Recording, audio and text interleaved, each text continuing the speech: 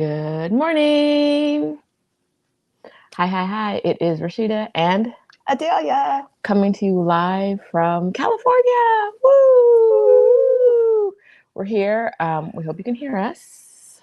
Let us know. But we're here working on storage, and we want to let you guys know some takeaways. Some takeaways for the next over the last few days. We got here on. I guess we got here on Monday, and we've been going to the storage unit every day since Monday. Yes, go ahead and press the like button before you forget, like my child said. Okay, so good morning. If this is your first time on my channel and you're here just to talk about storage, let's start from the top. My name is Roshida Dowe. I am a career break coach. I help women leave jobs that no longer satisfy them or never satisfy them. To go to something different with their lives. And today I am talking about the experience of clearing out my storage unit that I've had for 7 years, but haven't visited in 5 years, and the things I've learned. We're going to do some storage must-knows up front, and then after that, we'll kick into some shenanigans. Okay, if it's your first time here, you just want to talk about storage, this is going to be a 2-hour video. You already know. So we're going to try to get you the storage, like what you came for up front. But the rest of y'all know it's going to be some stories about what we found in the storage after that. So let's do this. Adelia, introduce yourself. Hi, I'm Adelia Borashade. I'm a financial educator. I have made it my life's work to help Black women develop financial confidence so that they have the financial freedom to live the life that they want. I don't know what else I need to say about me. Yeah, that's all I got this morning, y'all. All right. I can see a bunch of people from my membership in the live, my YouTube membership in the live now. Monica Adelina, Jeanquette. Shout out my mommy, even though she's not in the membership. Macha, let's go Royal. Ndie, that's as close as I can get. Sorry, honey. Abba Ifyoma, Glass Half Full. All right. I see some other regulars: Alicia, Tamika, Kat, Roxanne. Child, the police just pulled up. 2 of them just pulled up. Every time I went live with on the Exodus Summit Facebook group, they're right in front of the house. I went live on the Exodus Summit Facebook group. They're pulling into the driveway. But I think he's just turning. I was like, how can he pull that far? Because we have an SUV. There. Anyway, I went live the other day, and there was all kinds of noise on the street. And I kept looking because we had stuff on the porch because we're cleaning out the place. There's stuff on the porch, and I kept looking, and now I'm like, no, we focused. And then the cops pull up. Multiple police cars pull up. I do feel like we should make sure it ain't got nothing to do with us. Well, because they're on both sides. Because the person had like a phone in their hand with like, I assume an address. So if they wanted us, they would be in here by now. His lights are on. Okay, and the reason we're not worried, but we are treating this Airbnb as respectfully as we can, but it is not in any way the way the host would expect an Airbnb to be treated. As is typical with most Airbnbs, there is a camera on the front porch. Yes. So I can only imagine what this has looked like to the owners. Because, of course, I'm sure every time we go in and out the door, that triggers the camera. And if they haven't turned off the notifications on their phone by now, I'm sure they are like, what the hell are those people doing to our house? We're bringing in like 30, 40 boxes a day. Yeah, the volume of things coming into the house. I know I would be concerned. If this was my Airbnb, I'd be worried about these folks coming and squatting in my house. Yeah. So. Okay, one's going that way, and the other one that parked that way hasn't moved this way yet. So I think we're good. Yeah, so maybe it's somebody else. Doing some questions. No, for real. Stuff. Like we have not heard from a host. We know he knows something's going on, and we have not heard from him. Although he may be upstairs. That's the story for after we get through the storage stuff. He may actually No, he backing up now with his door open. Child, mommy, the sandbag Okay, see, he's walking. that way. But like literally, they're both cars in front of the house. I'd like to mind our business, but it feels like I want to be here with you, but this feels very We just don't businessy. want there to be An issue. a issue in the middle of this. So no, the Airbnb host has to know something's going on, and has to not be a fan of what's going on. His washer and dryer have been used Nonstop. I should probably stop incriminating myself on on this live. But there's no rule against how there's nothing saying how many times you can use a washer and dryer when you're rent an Airbnb with a washer and dryer. No, but I'm sure they didn't bargain for this. By like day 2, I was like, I need to leave this man a little extra cash. But since he calls this the trap house, which is more later. He may not be getting any extra money from. I saw a piece of mail, and I was like, wait, he might not be getting any extra money from me. Anyway, so yeah, we got here Monday. We've been at the storage unit every day, doing at least 2 to 3 trips a day. The limitations on the trips we do are based on the amount of space we have in the house and in the garage, which is pretty much 0. And we're only halfway through the storage. I would say a little bit more than halfway. At least we have a third left. I think we're at least 2/3 through. I think we're 2/3 through. The issue is the things that are left there and that we're kind of ignoring are the huge things that we can't get out. And we need somebody to come get. Yeah. And then there's it's like those surprise boxes where you have no clue what's in them? No, I'm saying this is not judgmental. It's just like, oh, we've only got a third left, but we have no idea what's in that third. Mm-mm. So it could be like a whole lot more stuff than we're anticipating. There's that possibility. That's all I'm saying. Mm-hmm.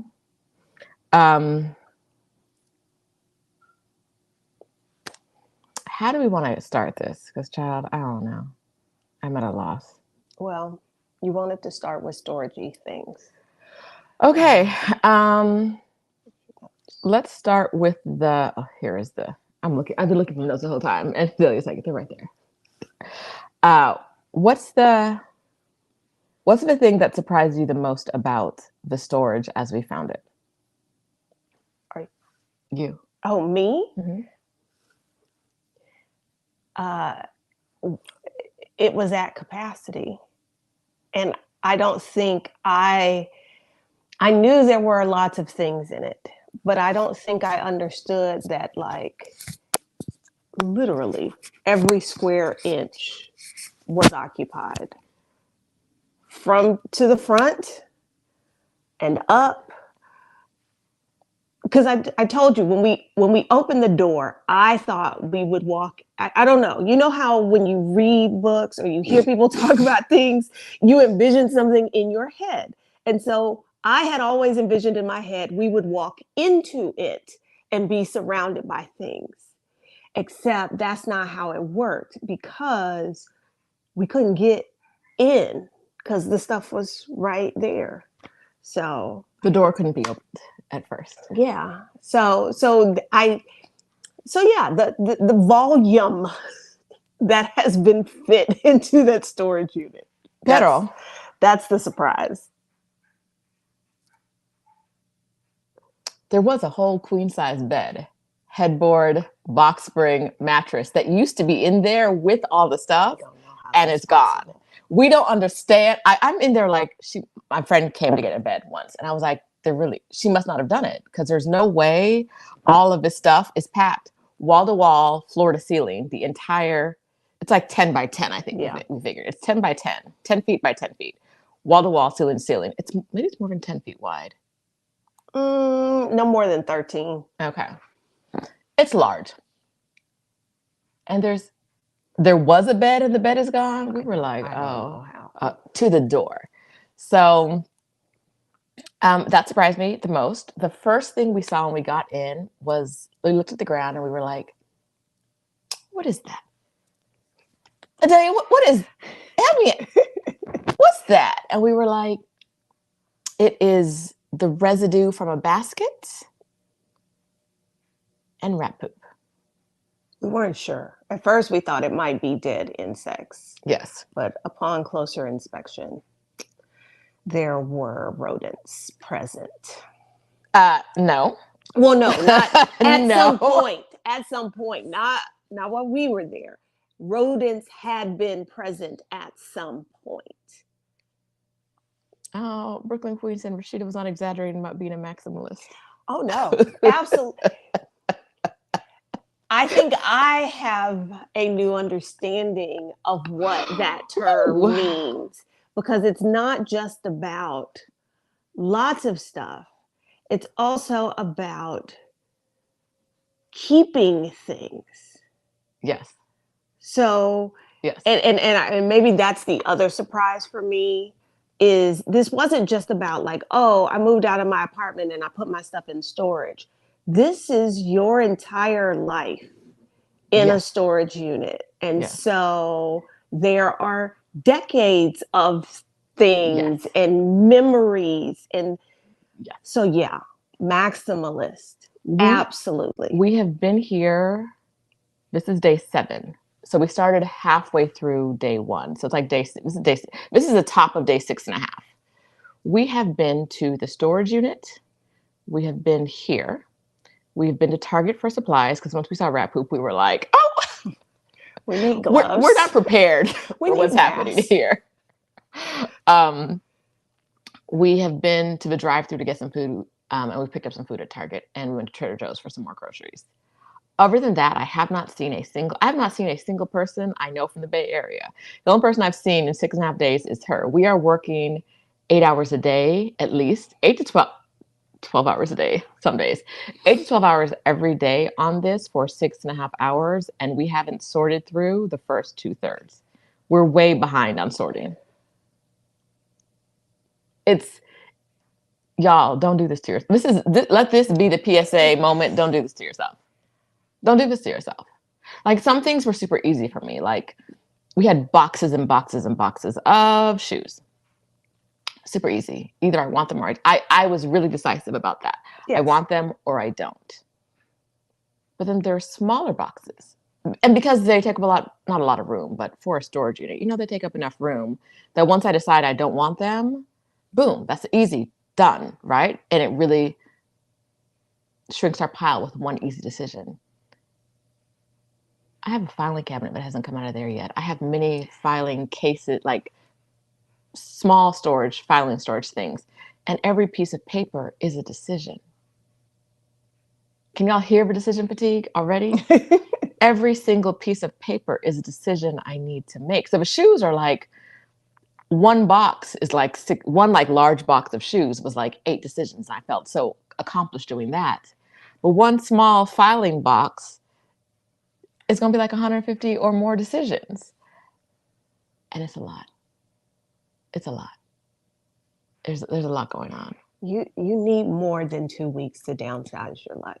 And anybody who tells you that, oh no, yes, you can be out of the country and be gone in 6 days, that's not the best way to do it because you're going to leave yourself a lot of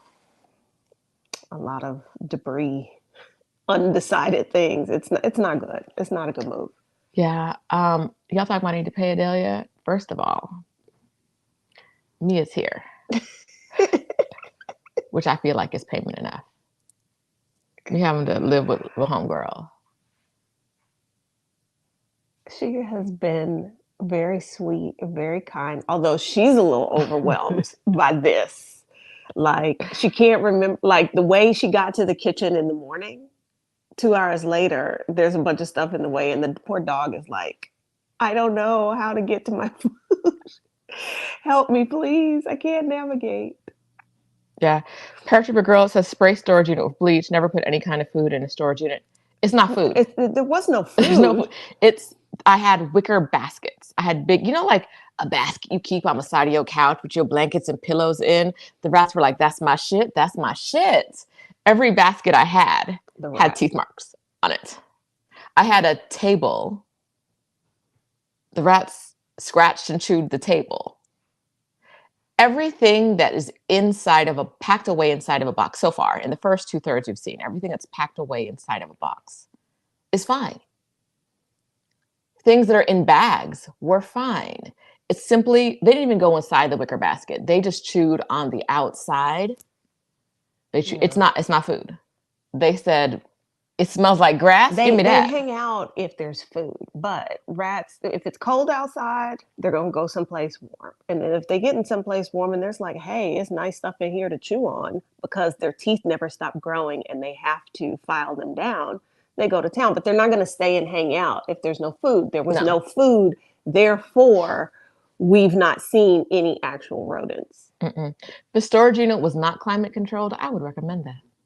I would recommend that. A lot of stuff came out with either, an unsweet smell, a lot of the clothes.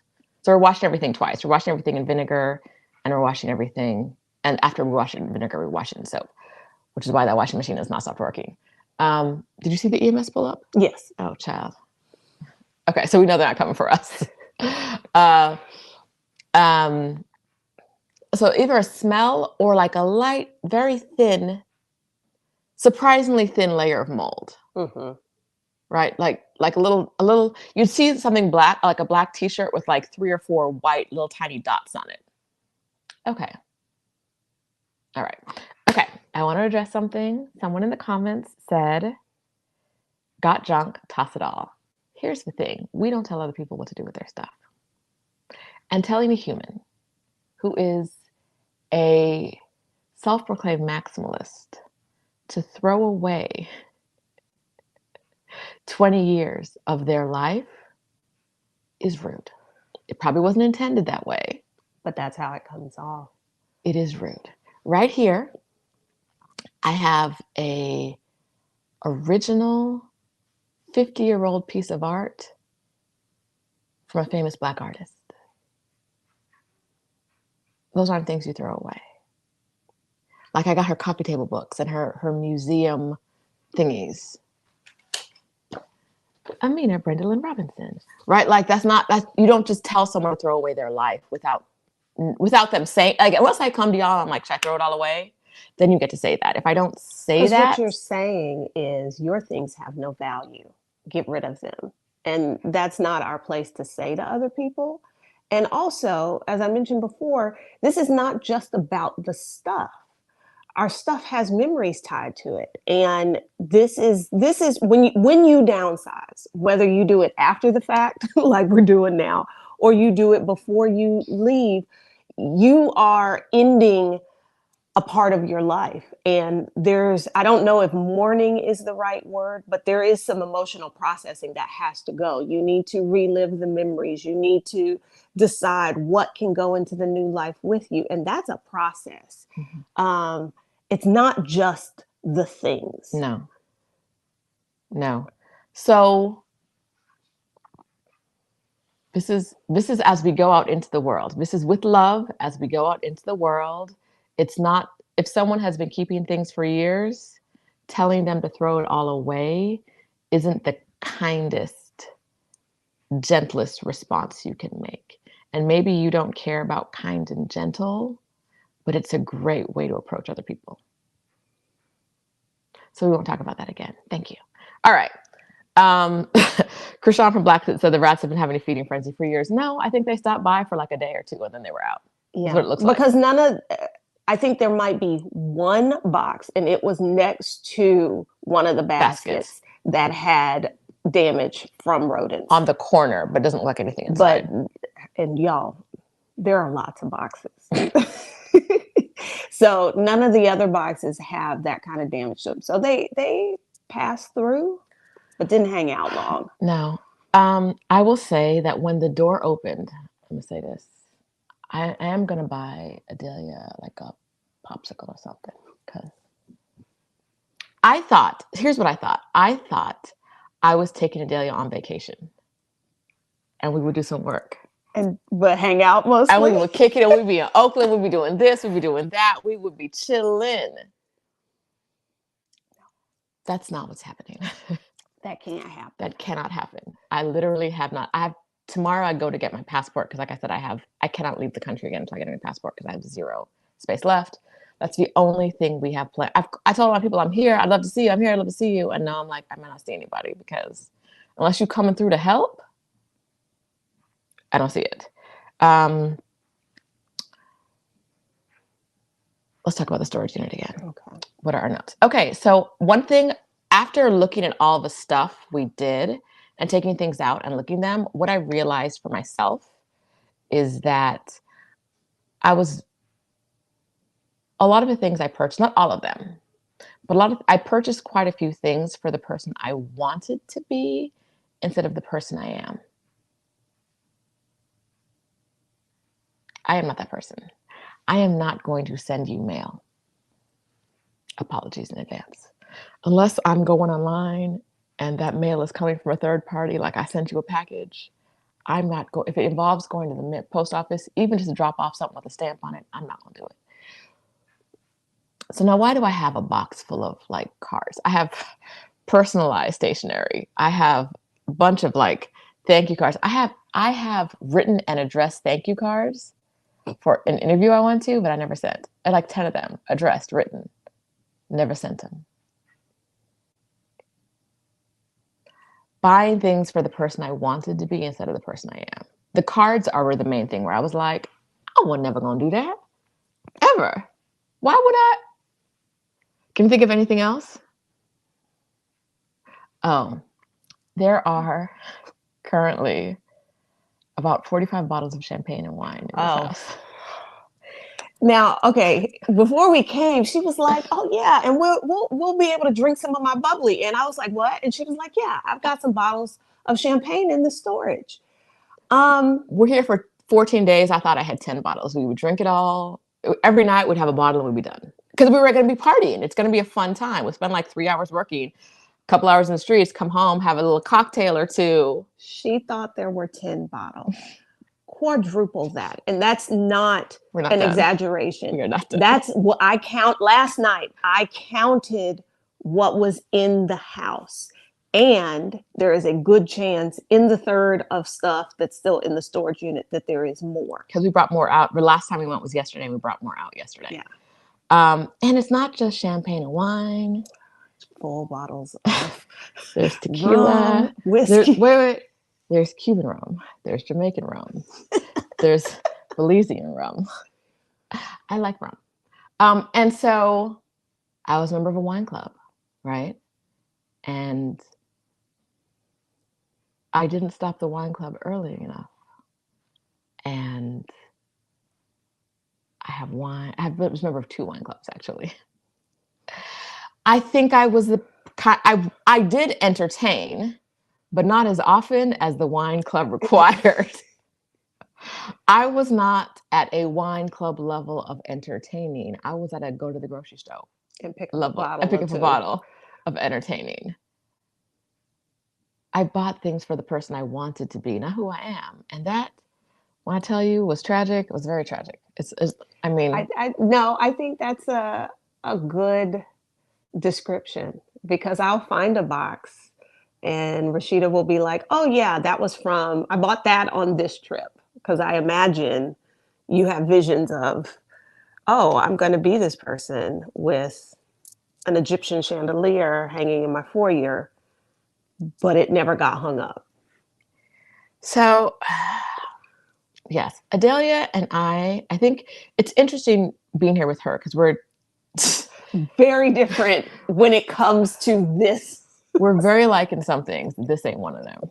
No. So she, on many occasions, was like, "What was your plan when you bought this?" And I was like, "A plan? A plan to own it." Girl, what is you talking about? No, that was the entirety of the plan. What is you talking about?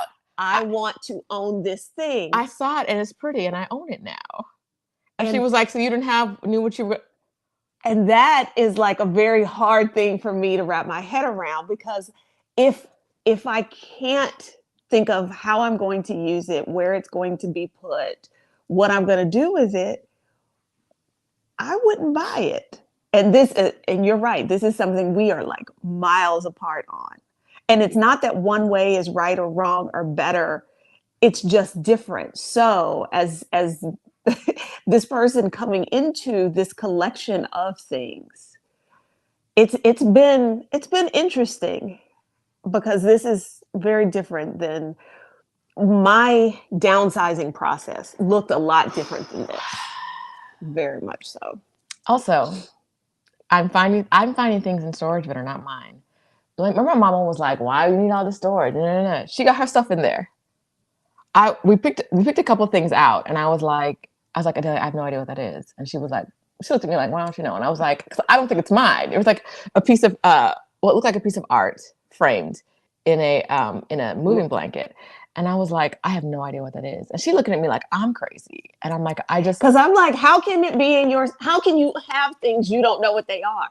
I can tell you every single thing that I own. And I know that's a numbers game, but I was like, I don't know what that is, which surprises me because I very much been able to look at things and be like, oh, I know where I got that. I know where I had it. I know almost everything that's come out. I can tell you a story behind. I'm looking at this wrapped up thing like, baby, I don't know. We opened it yesterday. It's a mirror that came in my mom's house when she bought the house. They left the mirror behind because it's big and heavy.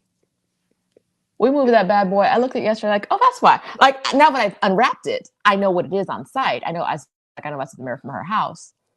But when it was wrapped up, I was like, I have no idea. I also have found 2 record players in my storage. And she keeps telling me she I never owned a record player. Well, there are 2 of them. The record player is in a yellow laundry basket with some other bags that I don't recognize. I said, all of this, that case there, that's her mama's. You owe me some storage fees, ma'am. Fees. I'm gonna bill you. All right. Okay, so let's get back to the storage unit. I know this is why y'all came. Sorry if this is not what you came for. All right. Next on the list, get rid of things periodically that you no longer use. Listen, I have not watched Marie Kondo yet because I was like, everything brings me joy. Everything does not bring me joy. I have figured out. Everything does not. This is not a joyful moment. There's some comedy. There's some hilarity, but it is not joyful. And let me just say, what y'all are seeing on camera is the only clean spot in this house. We could.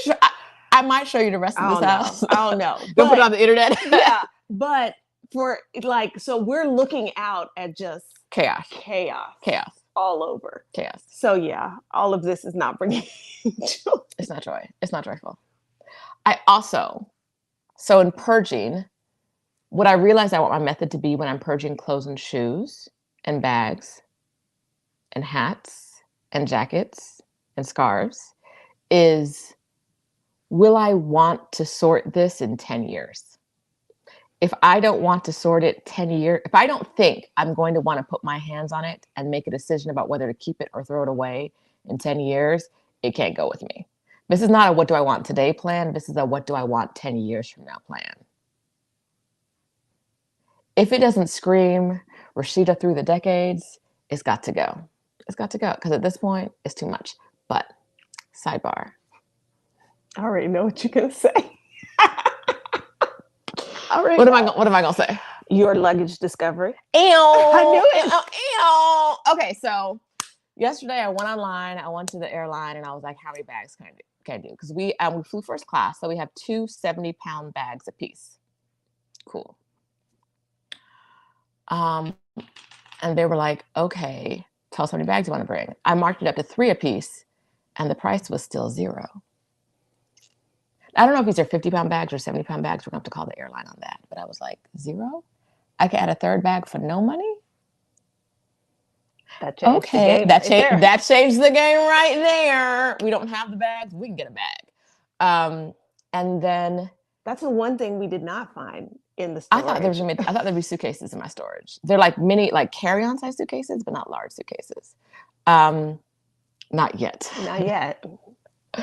And then if we add 4 bags each, it's $200 a person. So it's $400 total for 4 bags on top of our flight. And I think that might be what we do. I think we might come down with 8 suitcases. Yeah. That might be it. Change the game. Because yesterday I've been like, I don't know how to take all this stuff in 4 suitcases. 8 suitcases is a different story. 8 suitcases could happen. We don't know how we're going to make this work. But if we can, we're going to. So that's what we're doing right now. All right, let's get back here. All right, so let's talk about the things in the storage unit as they are. The police are gone. Yay. All right. The whites in storage, they're a little creamy right now. They're not as vibrantly white 5 years later. Okay. A lot of things that we put in plastic, some of our plastic containers are very airtight and they're doing very well in there. Some of the things in very airtight containers are not doing very well. Suede ain't holding up that well. No. Suede shoes? No. Leather shoes, lovely, love it, perfect. Some are perfect, some not. But in plastic containers, in the airtight containers, I guess suede kept more moisture in it. And so as it was locked in, some shoes we were like, let's send these to the Lord. Because now most of these things are mold. It's such a small amount, but it's very, very easy to clean off. Like spray some vinegar on a Q-tip, wipe it off. All the mold is like just 2 swipes, all the mold is gone, right? So we don't have to throw everything away. But a lot of it. If you find yourself where you need to store shoes or like things that have been in contact with body oils and stuff like that, you need to prep those before you store them, or you're not going to like what you find. Yes. Okay, I think this is you. Are you now? Which one? This one? Yeah. Take it away. I said that what did I say? Pack as if. Oh, as if you'll be gone forever instead of expecting to come back. Okay, so that note comes from an observation of this. Because remember, I did not know Roshida when she packed this storage unit. But we know the story. She expected to travel the world for a year and then come back to her life. And how things were put into boxes, like how they were packed. Like you would think, oh, a dish set, I pack all of that together. No, 2 plates are here. There's some cups over there, bowls over there. So things coming out. I can tell that there wasn't really a process followed in the packing, but also I think if she knew I wasn't going to see this unit for 5 years, you would have put things in a different way. There would have been more thought into how do I prepare this article so that it doesn't mold, it doesn't mildew, what have you. So if those of you who choose to go the storage route, I would say approach it like, well, what if I don't see this stuff for 5 years? Not like, oh, I'll be back in a few months. Because the things you choose to put in the storage when you think you're going to be back in a few months, I think are very different than things you would be willing to pay years to store. And I think how you put them in there, how you prepare them would be different. So I say, if you're going to go the storage route, act like you're going to be gone 2-3 times as long as you think, and prepare that way. Yes. LaRonda, are you in the Exodus Summit Facebook group, which you can find at exodussummit.com/community? If you are, we have a thread in there about a meetup in the Bay Area, and there is a link to the things I have in my storage. The record players aren't on there yet, but if you comment on that link, we can talk about that. Because I do not with them.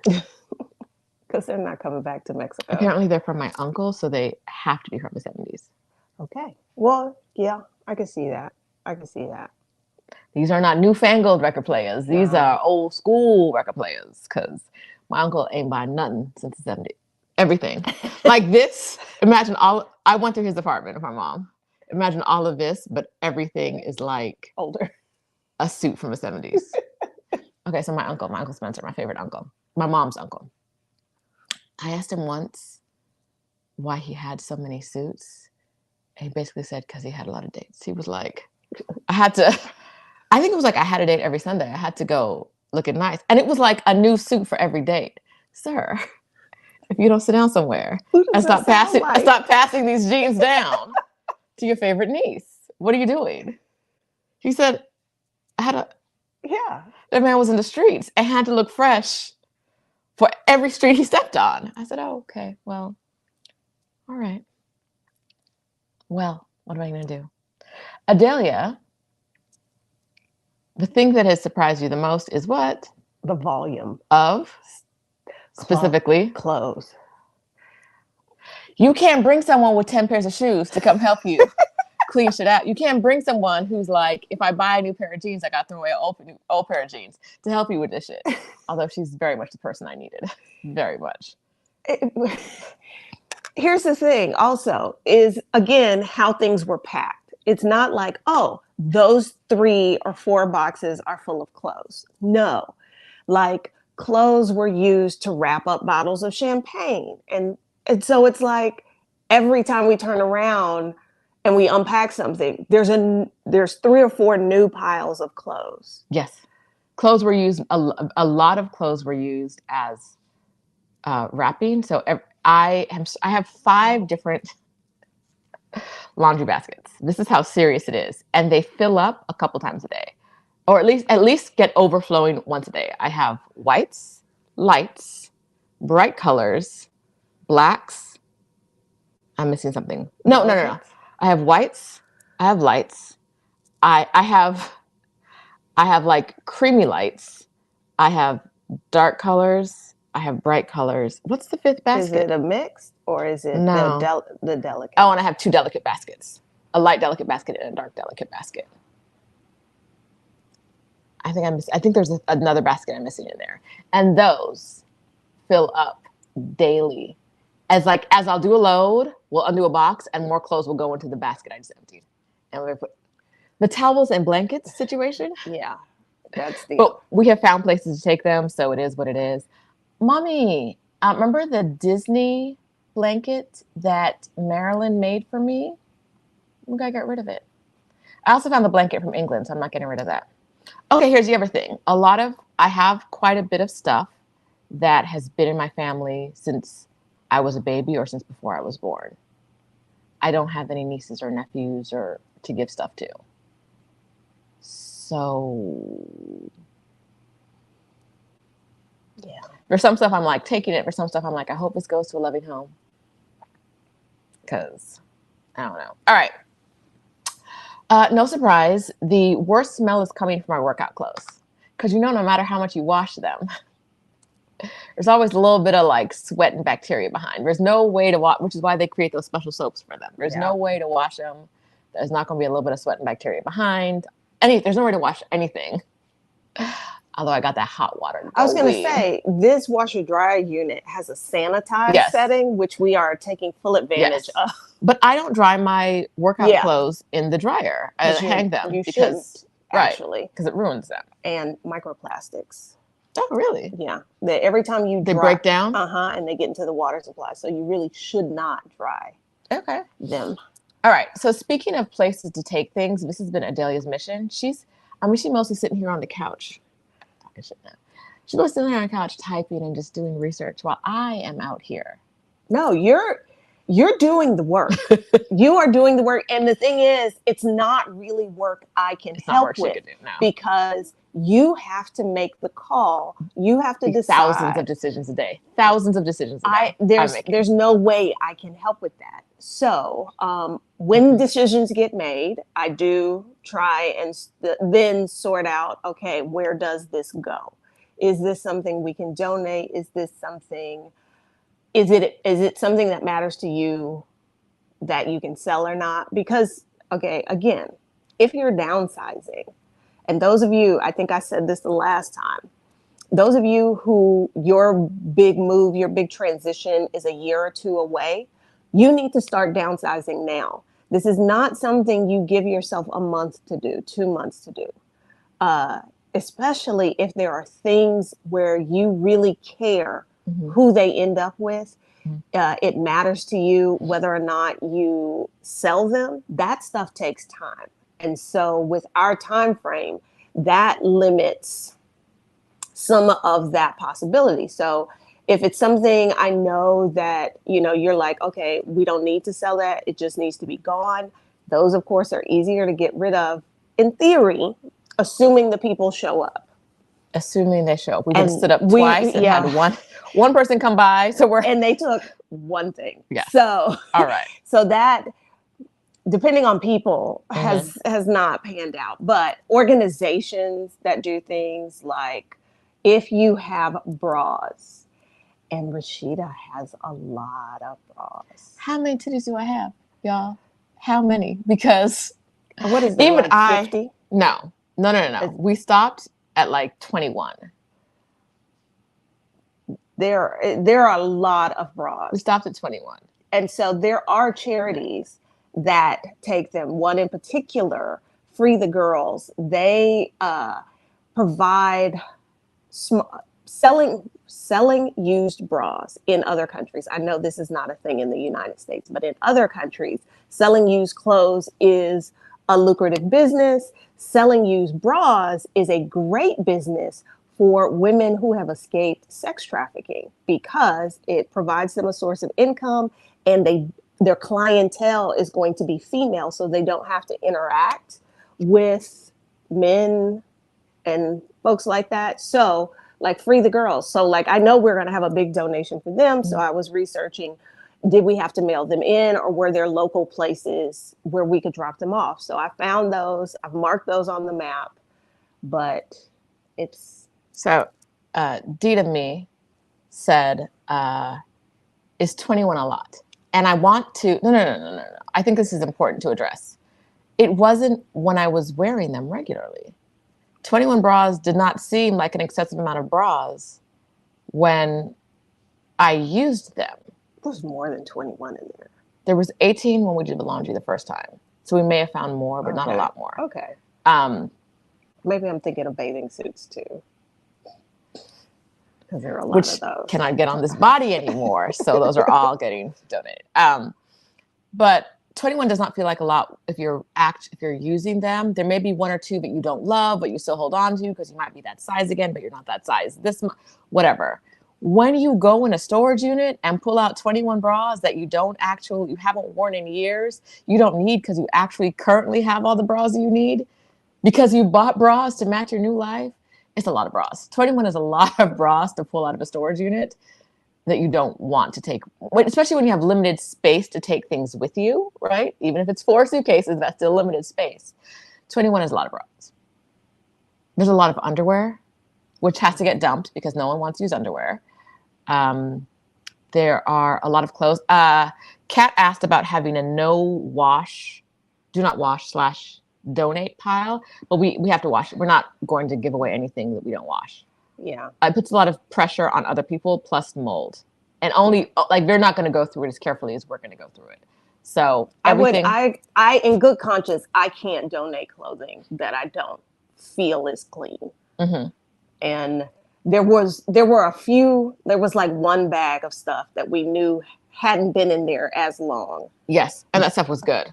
But everything else, we felt it had to be washed. Yeah. Yeah, it's been interesting. Let's talk about Dress for Success has come up 1,000 times, and y'all. Dress for Success does not just take donations all of the time. Part of this, I think they had shifted their model, and the other part is because of the pandemic. If they are not currently doing a drive, they are not accepting clothing. The next drive for the Dress to Success here is sometime in late February. We won't be here. Best case scenario, I found someone for my work clothes who I think is the same size as me, a friend of mine, who's the same size as I used to be when I wore those clothes. My goal now is to give her the work clothes and ask her to take anything she doesn't want to Dress for Success. Because, like, that leather pencil skirt, it needs to go to a good home. These thighs are not a good home for it, but it needs to go somewhere. All right. So we had 1 or 2 scammers on OfferUp. One outright scammer, like from the jump. OfferUp was like, this is a scam. And then we had somebody yesterday who just didn't show up. Okay. Limited options for selling in a short time frame. We're here for 2 weeks. I don't think we're going to I don't think we're going to put our hands on anything more than 4 days before we're ready to go, which means a lot of the stuff just has to be given away. We don't have time to sell it. This actually was a recovery mission. Yes. It was about you recovering the things that you really wanted with you in your new life. This was not about, I'm going to clean out my storage and I'm going to make all this money. It's not. No. It's not. Okay, so my sorting rules are, would I want this in 10 years? Is it worth the work to clean it, to give it away? So the laundry, we're washing everything. If shoes had mold on it, shoes went in the trash. Shoes are a little bit like me sitting down with a mask and gloves on and cleaning things, just checking inside, checking everywhere, as opposed to just throwing a piece of clothing in the washer or spraying it with vinegar first and then throwing it in the washer. Shoes took more time, and they're coming out as like perfectly good pairs of shoes, but we don't have the time for it. Or the space. Because then you've got to let it dry, and we don't have the space for that. No. Okay, so I think, what else would you say that's the notes. What else would you say? This is unrelated or not related, but I was just like, you have changed your thinking about, like, is this something the Roshida in 10 years would wear? Is this something I want to deal with? But that was not the thought when you were getting things. And so I think that's going to have to be my thought going forward. Yes. Because I don't have space in my apartment for 8 suitcases of stuff. So even when I get things back to my apartment, I have to figure out what clothes I have are going to go now. But clothes I bought in the past 2 or 3 years are going to go to fit in the clothes that I have here that I love, because there's just no room. Herman Dowe. Adelia has recommended that I turn the second room into a closet. If that were to happen, ask Adelia. What's the link for Ask Adelia? Y'all know me. I'm team logistics. And I'm looking at this from a logistical point of view. Like, you are out of space in your existing master closet. Yes. You are out of space in the closet in the second bedroom. Yes, already. So to me, the obvious solution is that entire room should become a closet.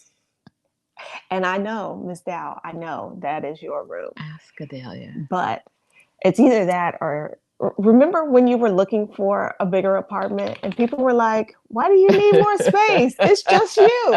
I think we know now. Woo! Okay. Speaking of that, so day before yesterday, Adelia said, do you own a kite? This is a lot of what going into the storage is like I'm trying to discern what something is. And I'm like, because she's up, she's a little taller than me. So she's up there on the shelf trying to take stuff down on the ladder, because there is a full-size ladder in the storage. Luckily. Otherwise, there's a full-size ladder. We found flashlights. We have supplies. We have everything we need. We're wearing masks. We're wearing gloves. We're spraying things with Lysol. We're wiping things down just because we don't know where them rats was. Okay.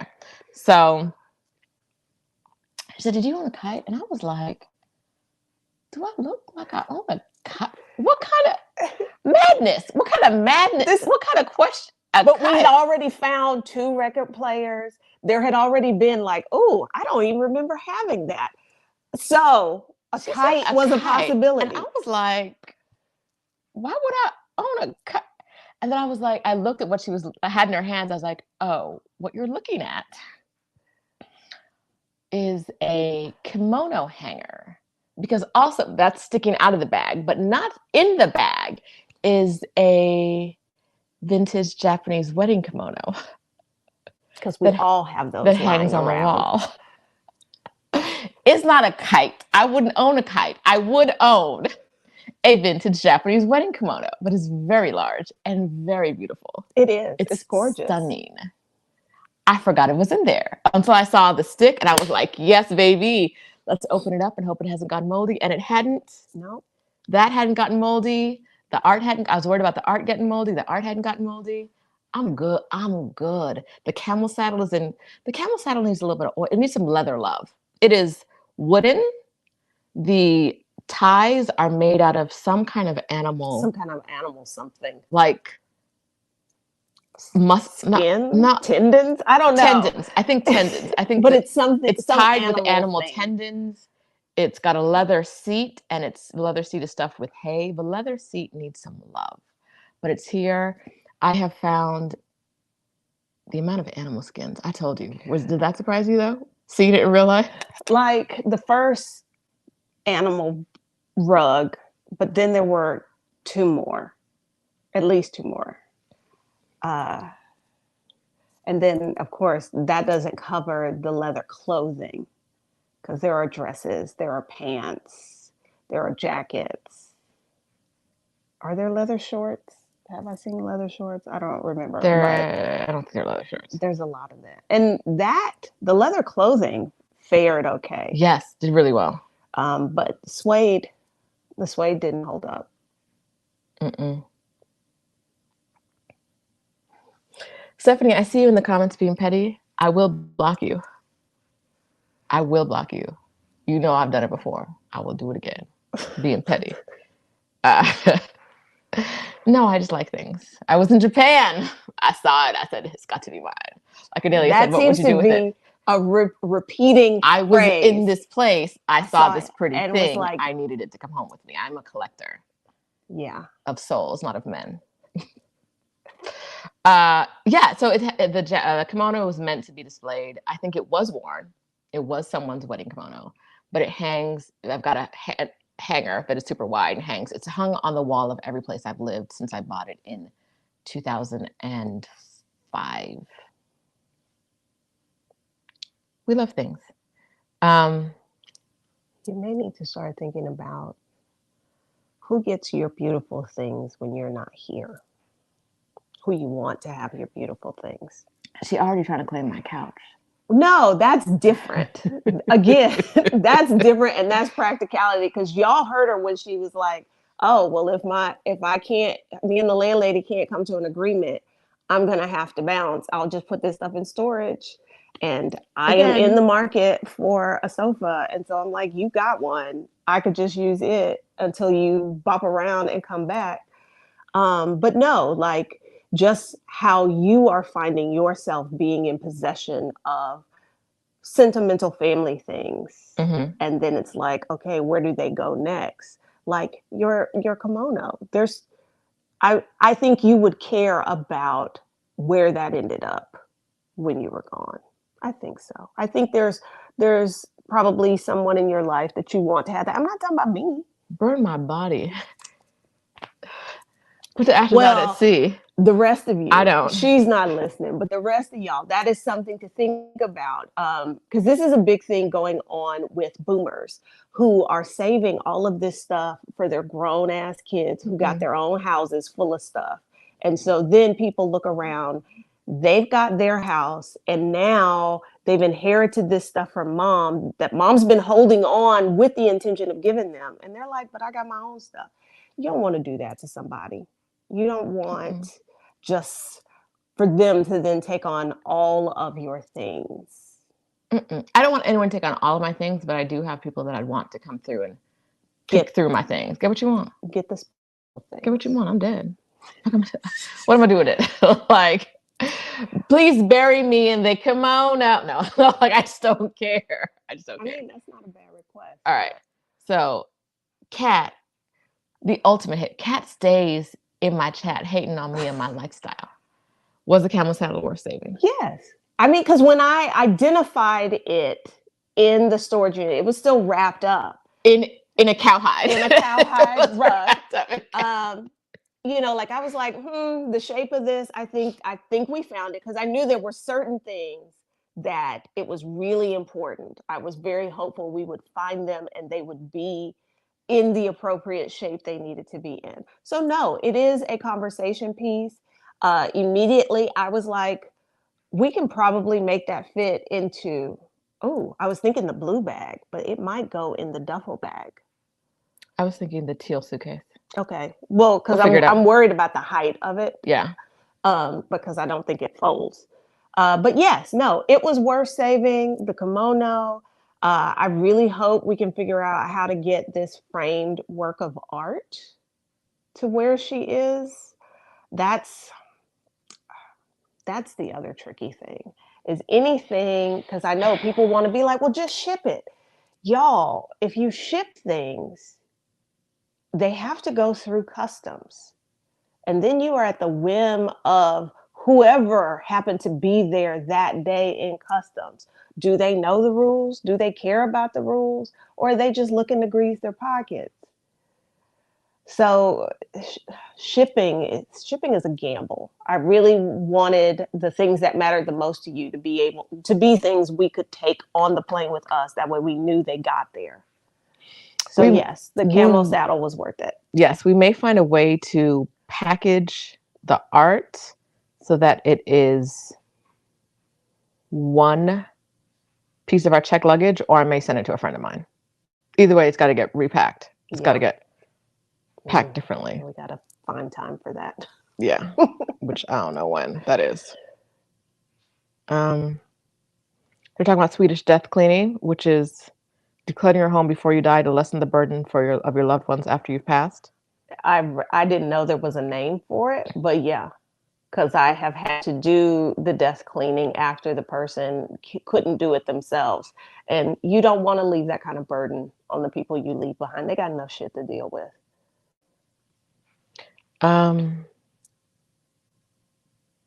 Yeah, so this is, you could consider this that. In a way. In a way. In a way. So what we have up to now, there are still things where I'm like, oh, here are 3 large boxes of jewelry. Oh, we haven't even talked about the jewelry. But there are specific pieces that aren't here that I didn't have while I was traveling and we have not seen yet. So this is what I mean. There's more boxes. We don't know what's in that last third. We don't know. And it's kind of a mess. It's kind of a mess. All right. So if you're going to store your things while you travel the world or do whatever, try to think about you when you have to pull them out. Like, wouldn't it have been helpful if there had been more order to the way things went in?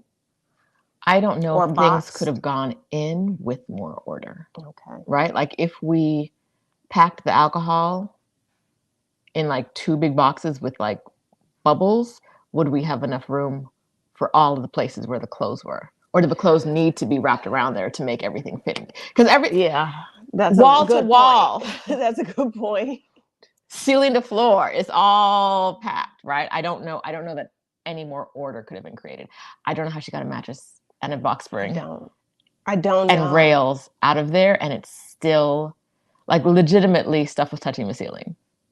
I don't know. I don't understand. And not just, oh, here's one thing touching the ceiling all over the place, like all over the place. So far, I have 2 coffee tables. They're still there. A dining table. A dining table that I forgot I owned because I use it as a desk on a dining table. 2 coffee tables, a dining table, a couch, that chaise, 2 bookshelves that we know of. Yeah. That's 7 things that we can't get out of there. That we need someone to buy from the unit itself, or we need to find someone to haul away from the unit itself. And if you're going to suggest places like Out of the Closet, they do furniture pickup. I have already checked. They will not come do furniture pickup where the furniture is. So how that's going to be resolved remains to be seen. Because there is a version of this where we leave it in the unit. You've seen Storage Wars. Yes. But they just gonna keep charging me for a while, right? Girl, change the credit card. There is that. Um, we haven't talked. I saw enigmatic Psyche, right? Friends of Libraries is an organization. Okay, Friends, the books, the books. These are her book collection is very niche. Very niche. I had thought that there might be books, and Amazon may have discontinued this, but there used to be a program, especially with like textbooks, which I figured there would be that kind of thing. And we haven't stumbled, we've only stumbled upon one textbook. Okay. But like those law books, those car law books, like these specialty books that when you go to Amazon and you're trying to buy it, there used to be a little widget that would be like, do you own this book? Resell it to us. So I was hoping to get rid of something like that. Doesn't look like Amazon does that anymore. And so the books range from everything you ever want to know about yoga to car law to, I saw some very militant Black titles in there. Mm-hmm. So the book collection is very niche. There's a little bit of a... But half price. Half price will probably do us a favor and they'll pay us pennies, half pennies on the dollar. And then they might be gracious and take the ones that they're like, we're not buying that back, but we'll take it from you, which at this point, I don't think we care about. But yeah, there are a lot of books and lots of bookends, really heavy, beautiful bookends. Grab one. They're all in the other room. No, oh, is this a bookend? This is a bookend. Ugh, and it's heavy. I was like, there's a lot of trunks up in my... There's so many elephants. To not be in any sorority, there are a lot of elephants in my home. A lot of elephants. So we have bookends. There's lots of crystal bookends that I really like. The bookends are heavy, and I don't think they're worth the weight to bring down, especially because I don't buy books anymore. I borrow books from the library. I rarely even buy Kindle books. You see what happened to your law books? Your mama took them. I think didn't she say she gave them away? She said she put them in the trash. Oh, I thought she meant she put them in storage. Okay. Oh. Well, girl, there's, I have books from college 20 years ago, 20 plus. What was it you found from middle school? There was something the other day that you were like, oh. My lock. Oh, okay. Like my gym lock. The gym lock, her master lock from middle school. Because I used it as a lock into my 20s. If you have one master lock, you don't need... True. You don't need another lock. True. Ever. If you have it, you remember the combination, you don't need another lock ever. It's the same lock. Yeah. Yeah, so we're gonna go to Half Price Books. We're dropping off clothes. And really I think the bigger issue will be the things that have to go into the trash, because trash pickup has changed a lot since I grew up. It is like, because it's done by the machine and not manually, you can't just like put stuff out on the curb. Mm-mm. It has to fit in the trash can, and the trash can is this big. I don't think either one of us could stand up in the trash can. Not like stand up, but like our hips couldn't fit in. This trash can is so small. The trash can is so small, we can't stand up in the trash can. But we have decades of trash to get rid of, so that's gonna be a thing. Someone said 1-800-GOT-JUNK will take the furniture and take it to a donation spot and give you a receipt. Okay, so that's an idea. Okay, for the stuff we can't get rid of. Okay. No, there's no room There's no room. Someone said put the books in the recycle bin. I feel like y'all ain't hearing me. The recycle bin is a little bit bigger than the trash can, but not by much. I think we fit one bag of recycling in there. Yes. And the lid wouldn't close all the way. Yes. And I'm saying we have like, if you count like a banker's box size of books, we have at least 10 of those. Yeah. We might as well take them to Half Price Books and get 3 cents for them, because we can't get rid of them anywhere else, right? Like we can't throw them in the trash or the recycling because there's no space for it. And there's a lot of it. I have a lot of journals. like half-written journals and notebooks. And I'm like, do y'all just be throwing out your journals? All those memories? I don't Well, know. and that's the thing. Like it's trying to find the balance between the life you actually live and Hmm. the life you thought you were going to live, or the things you have need to fit the life you live. And that's going to change. Like Roshida 15 years ago, this would not have been the same issue it is for Roshida today because No, her life is different. my life is different. If I had moved back to the Bay, I could have hired a mover to move all this stuff into an apartment and sorted it out over a couple months. That's what I thought I was going to do. This is ridiculous, though. It's not a 2-week project. I thought it was going to be a 1-week project and we were going to be kicking it for the rest of the time. It is not. It is not. No, it isn't. So, yeah, I don't even know what to say. What's the one item that surprised you the most? That surprised me. Like, why the hell does she own this? Yes. Oh, I'm trying to think because like the kimono is not a surprise. The the antique chandelier, like of course you have an antique Egyptian chandelier. Um,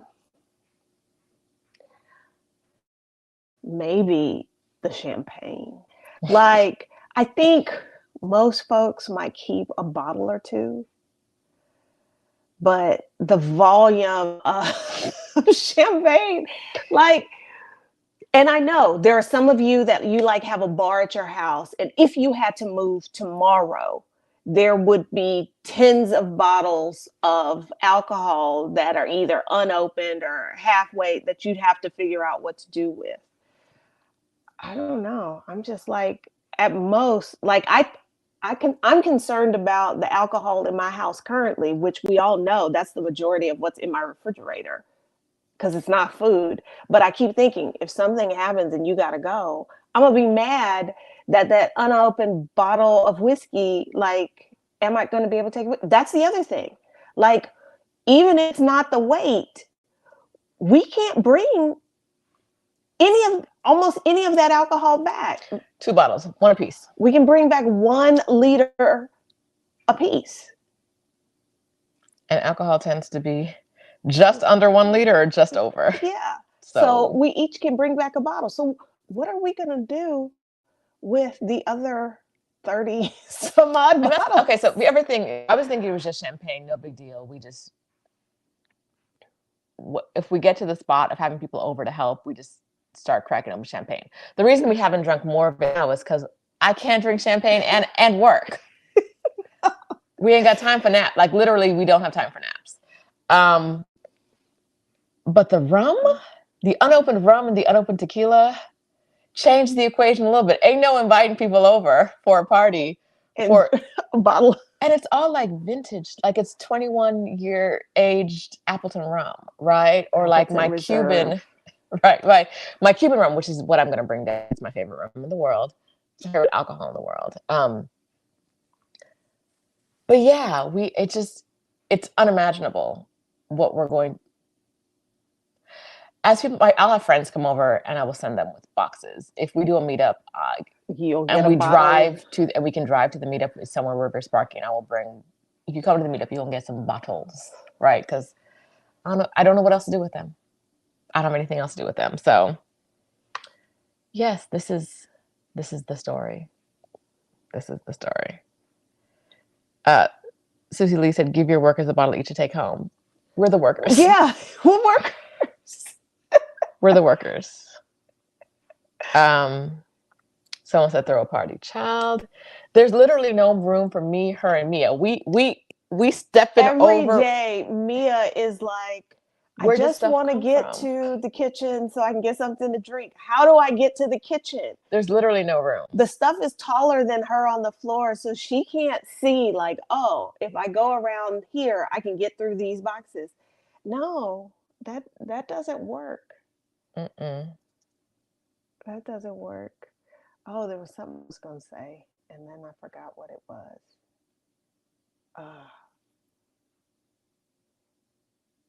Oh, it's not coming Have we back to me. considered a consignment store? Is one of my questions. Yes, I have looked at consignment stores, but so far I'm finding a lot. Our girl likes vintage things.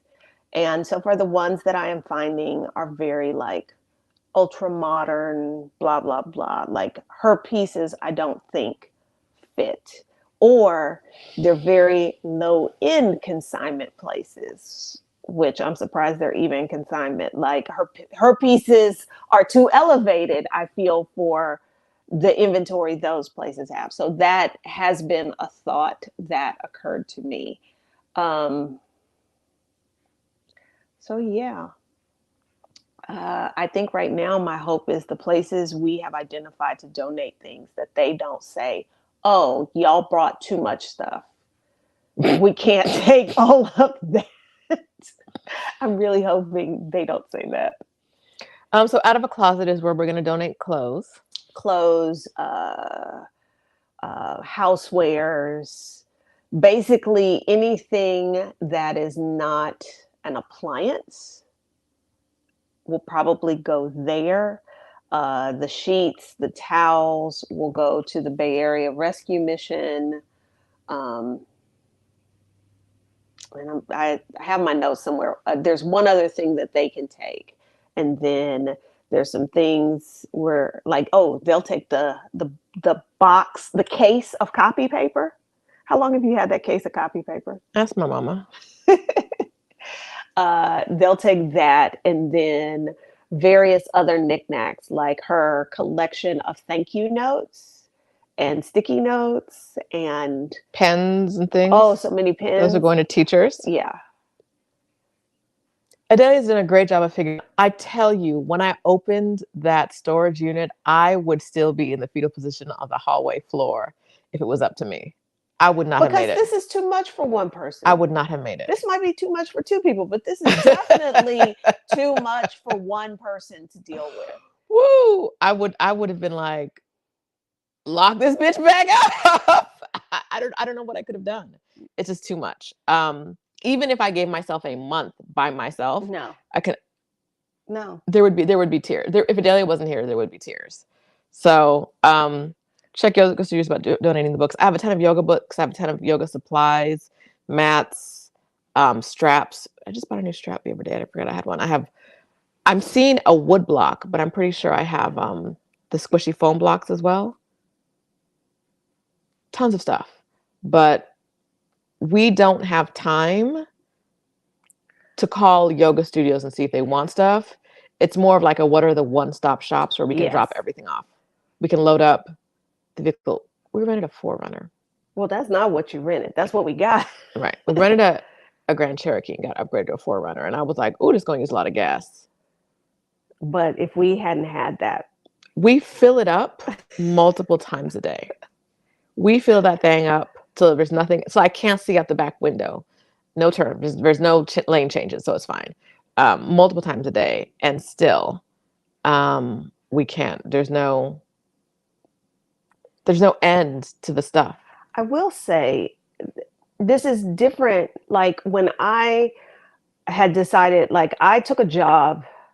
I accepted a job out of the country in February. I was leaving in July. So I immediately started getting rid of things. This is before Facebook Marketplace really developed. So it was mostly like buy and sell groups. Mm-hmm.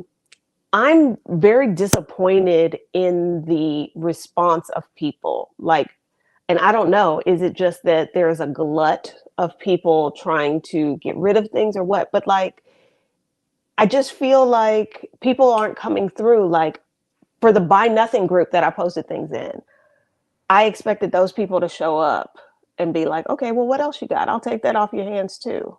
And so far, the one lady showed up. Mama said, call Mac. She gave me his number earlier this week. I have men there that can help. Y'all see my mama in these comments? Talk about she has men that can help. Okay, well, let's not forget. Because we have stuff that I know we cannot, the two of us can't get, it can't fit in the truck and we can't lift it out of storage. We don't know where it's going to go. But I think Mac might have a truck or access to one. Who? Theater departments at either the JUCO or at a high school might take the furniture. Okay. So I think overall, how do we summarize this? Don't do this. Don't do this to yourself. Because when you are downsized, there's a reason you have kept, and I'm not talking about specifically you, I'm talking about all of you. There's a reason that you've held on to things over the years. Generally, you don't keep things that don't have some meaning to you. And examining that, making your peace, letting those things go, that process takes time. It takes time. If you need to sell things, that takes time. So putting it in, this was not what you did, but putting it in storage to deal with this later on down the road just makes it worse. I know when you put your things in storage, the expectation was you'll be back at the end of your trip and just go right back into your life. But this, oh, I'm just going to push it down the road, it's just going to be harder when it's time to deal with it. And here's the thing. Even if we've been finding things into obvious yes, obvious no, or maybe. Even if I just kept the yeses, that was still going to be a big storage unit. Yeah. If I kept the furniture because I thought I wanted it when I came back, right? If I kept the yeses, I think we'd still be in the same size storage unit. Considering the bed I thought I was going to need, right? Like all of the furniture I thought I was going to need, all the things are definite yeses. The no's, there are no's that are no's because of space getting stuff down to Mexico that wouldn't have been no's ordinarily. And so what I would have thought is that I'm never going to deal with this again. Like I wouldn't have given away all my books back then because books are your friends, right? Like you don't just give away books like that. So I don't know. I feel like now I'm getting rid of books because I don't have room for them. I don't have books in my apartment in Mexico City. Because your new life does not support owning physical books. That Mm-mm. is the thing I had to repeat to myself as I got rid of, like the only books I had were absolute favorite books because I had just gotten divorced. So I had already, I guess we can call it downsizing. I left him with a lot of stuff. But the books I had, I kept because they were very meaningful to me. And then I was going to move all these countries away. And I just had to remind myself, the life you want does not support owning. Like you can bring the books, but you can't bring anything else. You can't have clothes because of what the books weigh. Right. I see a lot of comments about fast fashion, like changing the way consignment stores and Goodwills and things can accept things. Yeah. Which is not fair for those of us who don't have fast fashion. Yeah. This that good quality slow fashion, and I can't find a place to put it because the places are full of shine. Like what? No, that's basically it. What? People who go thrifting, that's been their big complaint is going to vintage shops and that is going to be a thing of the past because it's just going to be all that people are buying is fast fashion, and that doesn't hold up, 2 months, let alone 20 years. Oh, Kimberly understands Amina Robinson. Yes, I can't wait to unveil the art. But I found in the same box an Amina Brendolyn Robinson coffee table book, a Kehinde Wiley coffee table book, because they both worked in Columbus for a while and I lived in Columbus for a while, for a decade. And so things like that are just, those are things I'm not going to get rid of. Yes, this is my life has been lots of investments in things. And while I don't regret it,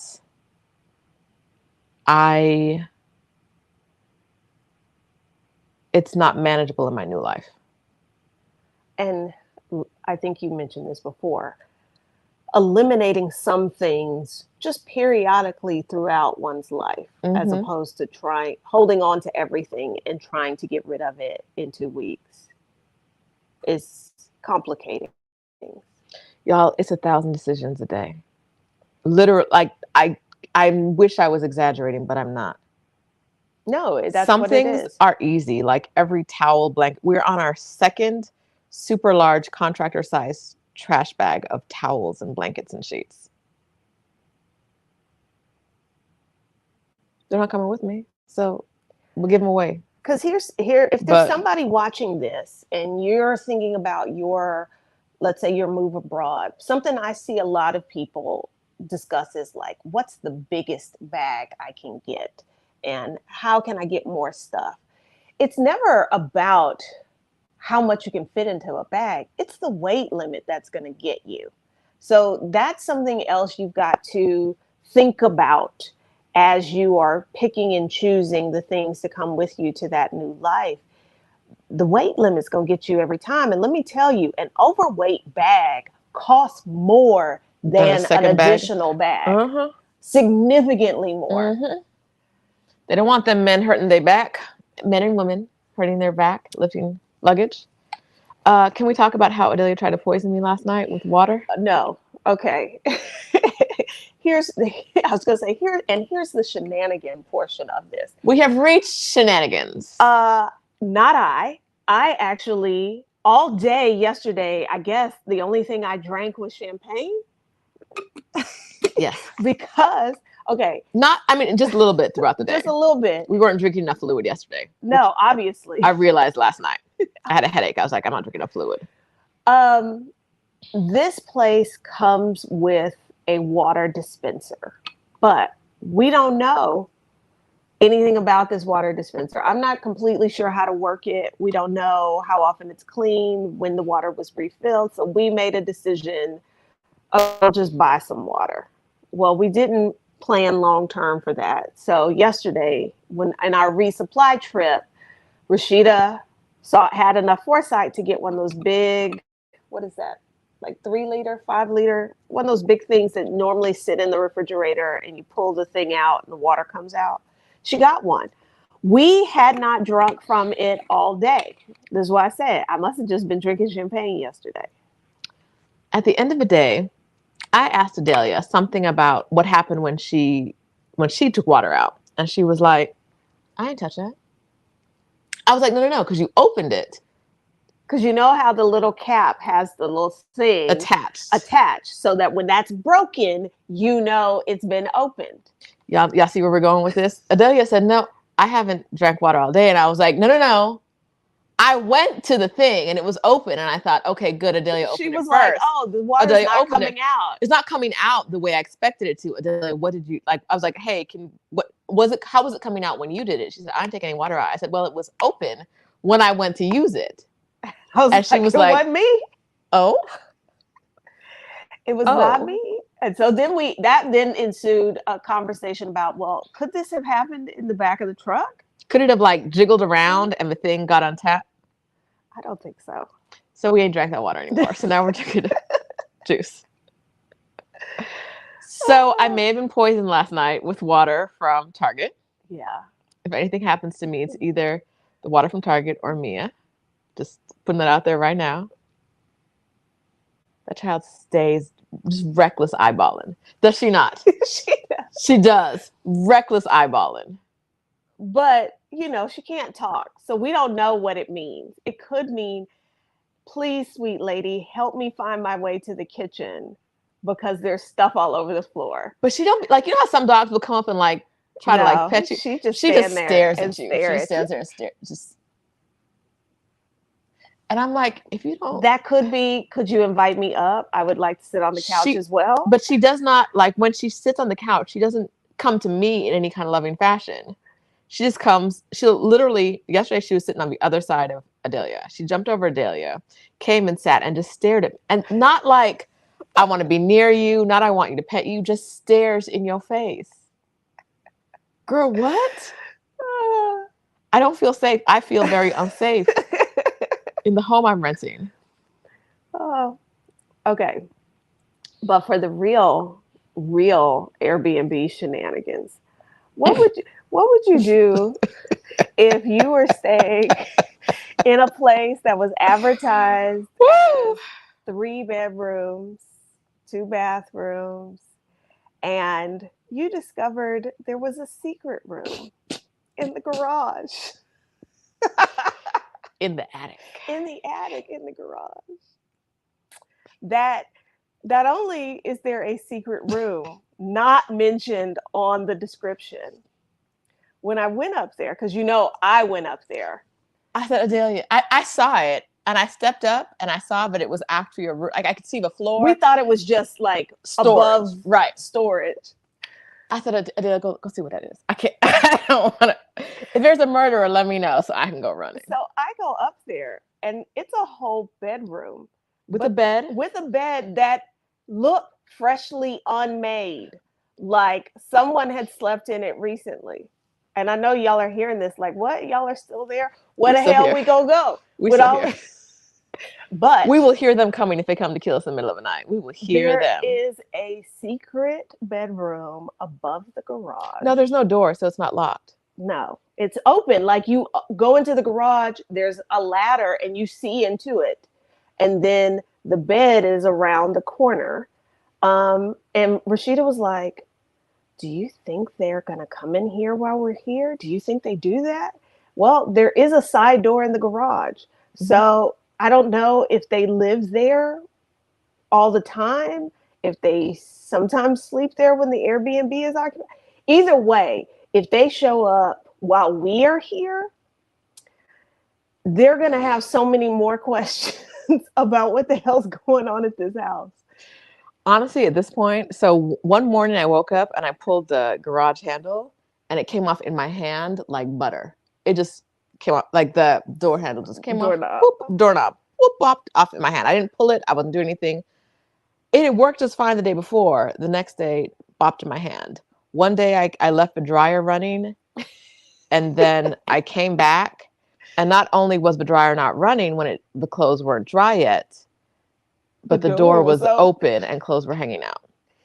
And again, if they came, it's like every side will be asking lots of questions. We'll be like, well, why were you here? We're renting this. And then they'll be like, but what is all of this in my house? So yeah. If anything happens to us, we're at this Airbnb. And I'm, like I said, y'all, I know they've seen, like the first day before we figured out how to get into the garage, we brought everything through the front door into the living room. So I'm sure they saw this stuff come into the house and they were like, what are they doing? What's going on? And if they've visited, there's even more stuff in the garage. So yes, so they have a full garage, a 1-car garage, and it is a complete staging unit. And the house is still full. The house is still full, and the garage is full. And we're not done with the storage unit yet. Yeah, if they came in here, it is what it is. What's funny, when we talked about coming out here, I said, Adelia, do you want to get an Airbnb or a hotel? And we were like, yeah, let's get an Airbnb. If we had gotten a hotel, some people would have put us on. They'd have met us at the door and been like, no, y'all cannot come in here with that. It's I don't even think they would let us go through one trip. Maybe one trip. Maybe one like little cart thing. And then when they saw us bring in a 47-inch TV, they would be like, are y'all trying to move it? No, they would have been absolutely not. Absolutely no.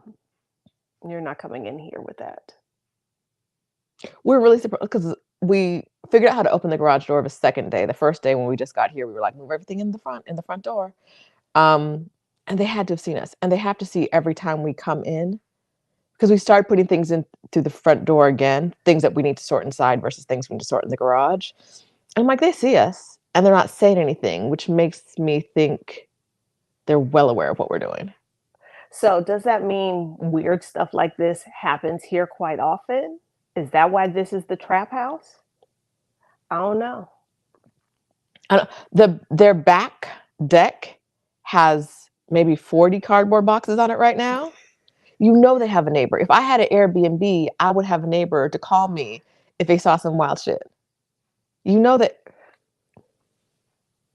from the anybody on the outside looking in, it looks really bad, which is why when we saw the 2 cop cars pull up this morning, we were really concerned that legit. Maybe somebody had called the cops on us. We were not like legit. I thought the cops, because they parked on either side of the house, of the driveway. One pulled into the driveway. I was like, oh Lord, this is. And then but like, how do you open the door and explain what you're doing to a cop?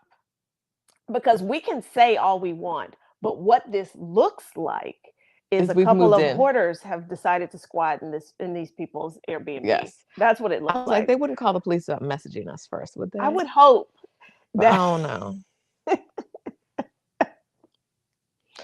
BE says they're probably listening to us right now. They might be. Mom said, look for cameras. There are probably cameras. There probably are. And if there are, they have not said anything. What are they going to say? I've been watching you? Yeah. I've been watching you on this illegal camera. We know there's at least one camera. On the front door. We will outside. Assume there are other ones. But, and like I said, I know it looks bad. It looks hella suspicious. But they've not said anything, which makes me wonder, what else be going on here? Do they be living in the attic above the Airbnb secretly? And when we say it's over the garage, it's over the whole house. No. It runs the length. That wall. It runs right over here, there. It stops. Oh, stops here. I thought it went that way. Okay. Now there is a little secret door. Yes, it goes through the whole house. It goes. Yeah, yes, I knew there was something. The bedroom does not. The bedroom is over the garage in the other way. And then there's a wall with a door, and we haven't gone beyond the door. No. So someone could be living up there, legit living up there. We don't know. Totally. They could easily get in and out without us knowing. Okay. Yeah. They ain't killed us yet, and it's day 6, so I think we're good. Okay, so let's talk about the Airbnb a little bit. This was a 2-bedroom home. 2-bedroom, 1-bath home. And it is now not counting upstairs. Not counting the secret room, a 3-bedroom, 2-bath. They added they extended into the backyard. They added a bedroom. They added a room, not a bedroom. They added a room. There's no closet in there. There's just to the back. It's a room. It's a tiny room with a bed in it. They turned in one of the bedrooms, they turned the closet into a bathroom. So there's a shower on one side and a toilet on the other side. You know how some houses in a bedroom, there'll be 2 small closets instead of 1 walk-in? What if you turned one of those closets into a shower that looks out into the bedroom? Not like, oh, I go into the closet and there is a shower. And not like a frosted glass. Because that would be different. No, you're laying in bed and you can't see someone. You could see someone's legs if they were on the toilet, but you can't see their actual body. And there's a pocket door for the sink and the toilet. But the shower is just clear glass. There's nothing.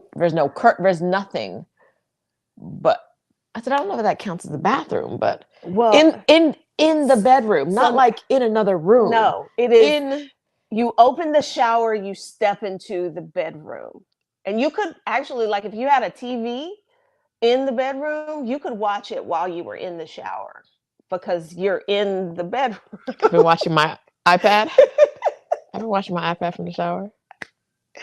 So I guess technically, if they were ever trying to resell this house, it is a 1-bedroom house. Because there's 1 closet. There's only 1 closet in this whole house. And to be defined as a bedroom, legally, you need to have a closet in it. So this is a 1-bedroom, 2-bath house. It's wild.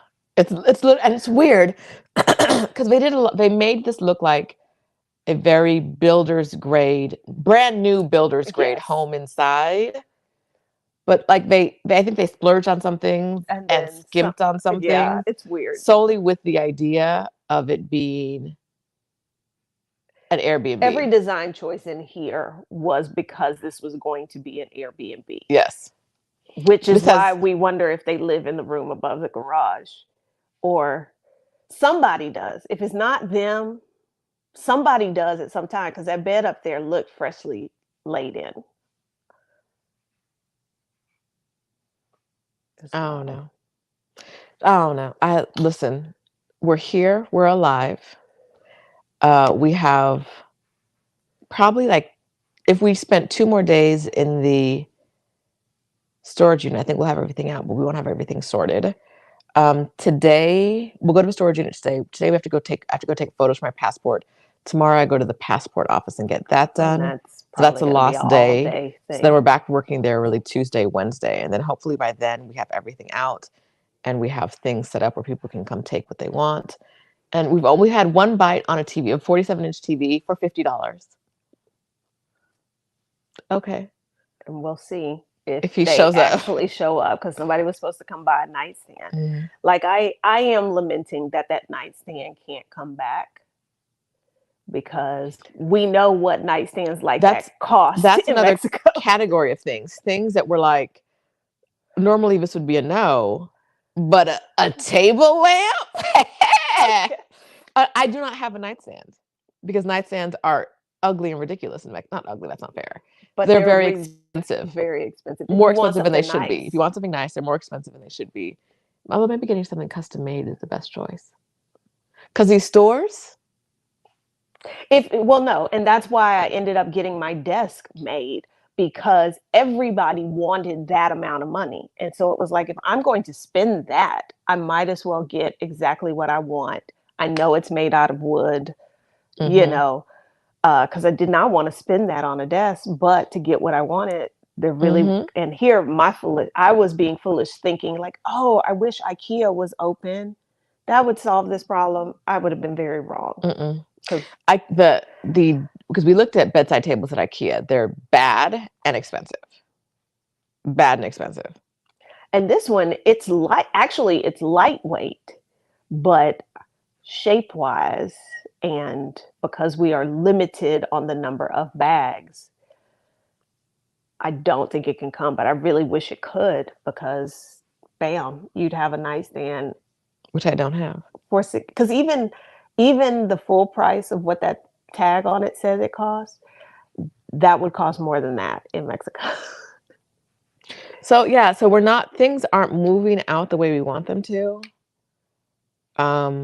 But we have a plan to get rid of almost everything if we can't sell it. Yes. We have a plan. We just need to figure out what selling it looks like. So if y'all have people in the Bay Area, let me know and I'll drop y'all the link. DM me on Instagram or Facebook. On Instagram, I am Sheeta D. DM me there or Facebook. I'm not gonna look at my Facebook DMs. I don't know why I'm saying that. I never do that. It's against my religion. Message me on Instagram and I will drop you the link of what I have. Or it's in the Exodus Summit group under the Oakland meetup post, which we don't have scheduled yet. The nightstand by itself isn't enough. It doesn't warrant being a 400 our fourth piece of furniture. Not by itself. No. Maybe something it's else. Light enough that other things could go in the bag with it, but it's like priority wise. That's the hard part. Things sound like they're important, but like, am I gonna give up 15 pairs of shoes for a nightstand? The shoes. Have we talked about the shoes? No. The first ones that came out, the first box of shoes was magic. Was it not? The first box of shoes. Do y'all remember? I guess this was last week. She was describing a pair of like crisscross strappy boots. And then we found them. I think it was like day 2 or day 3. And I was like, okay, I get it. They look good. They fit good. The short booties that are about the same color Uh-huh. with the heel, the boots, the black ones that tie around the ankle, the gold ones. Yeah. It's So some there will be a magic. lot of shoes. There will be a lot of heels. Now, y'all know I don't wear heels no more, so I don't know what we're doing with this life, but I want them. Shoes are hard for me. Shoes have been very hard for me to give up or very easy for me to say like, nah, that's not it. So we're working through that. There are lots of, I'm gonna say like there are a lot of high quality shoe boxes. Yeah. We'll say that. Yeah. A lot of high quality shoe boxes with shoes inside. So we're finding things. Can the nightstand be disassembled and reassembled in Mexico? No. No. Mm-mm. No. Let's see. But the lamp may end up going. The lamp may end up going because table lamps are super expensive. Is that it for us and this adventure? I think. Bless you. Excuse me. Bless you. Bless you. I don't know how to turn off this mic. So sorry, y'all have to get that. Okay, so if you're doing storage, be prepared. We didn't have Lysol and wipes and gloves. I think we did have masks. No, we didn't have masks the first time we went. No, we didn't like wear them in. We had them on us. Yes. We opened the door. We saw the rat poop and we were like, absolutely not. Go to Target, buy some supplies and come back. Talk to the owner of the, I went to the owners of the storage now just to ask the questions, just so we know for all. And what did I say? I said, are you sure you want to go ask that question? Because are they going to be like, well, you brought the rodents here. I was like, I don't know that I'd go in there and ask them.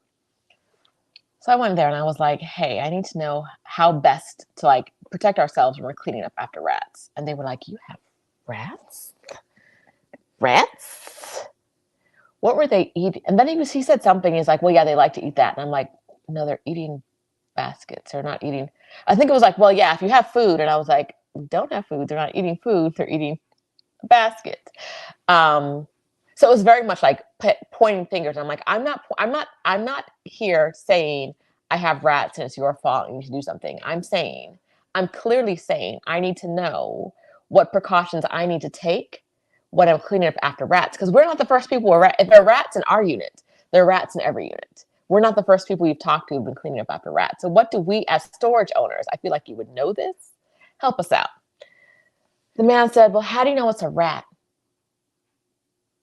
And it's not mice. My God. I said, so we just not going to be helpful today, right? We're just no interest in being helpful. Okay. I was like, I don't know what it is, but it poops and it eats and it's gone. So what do I have to do? Like, we're going to do gloves and mask. He's like, yes, you should have gloves. Anything else? He's like, okay, well, what we do is we spray down these units with this. Peppermint. He said peppermint spray. Peppermint spray. Okay, so we go get stuff. We come back. He comes to open it with this peppermint spray. We open the door. He looks inside and he's like, it's full? Your unit's full? I can't spray it if it's full. My dude, I've been paying storage for 7 years. You thought I was storing like a TV in this 10 by 10 unit? What? It's a 10 by... You saw the people who pulled up yesterday with a full house in the back of a U-Haul. Yes. That's what people are using your storage for, sir. Yes, he was shocked and appalled that I dared to have a full storage unit. What do you think I was doing, dog? You think I was paying you all this money to store a bottle of lotion? Like, what did you think this was? I can't spray it if it's full. Okay, but like, how do I clean up properly after rats? Which is the only question. I didn't ask you to spray it. I didn't ask you to do anything. I didn't accuse y'all of anything. I said, what precautions do we need to make sure we're taking? And you gave me nothing. You gave me a lot of nothing.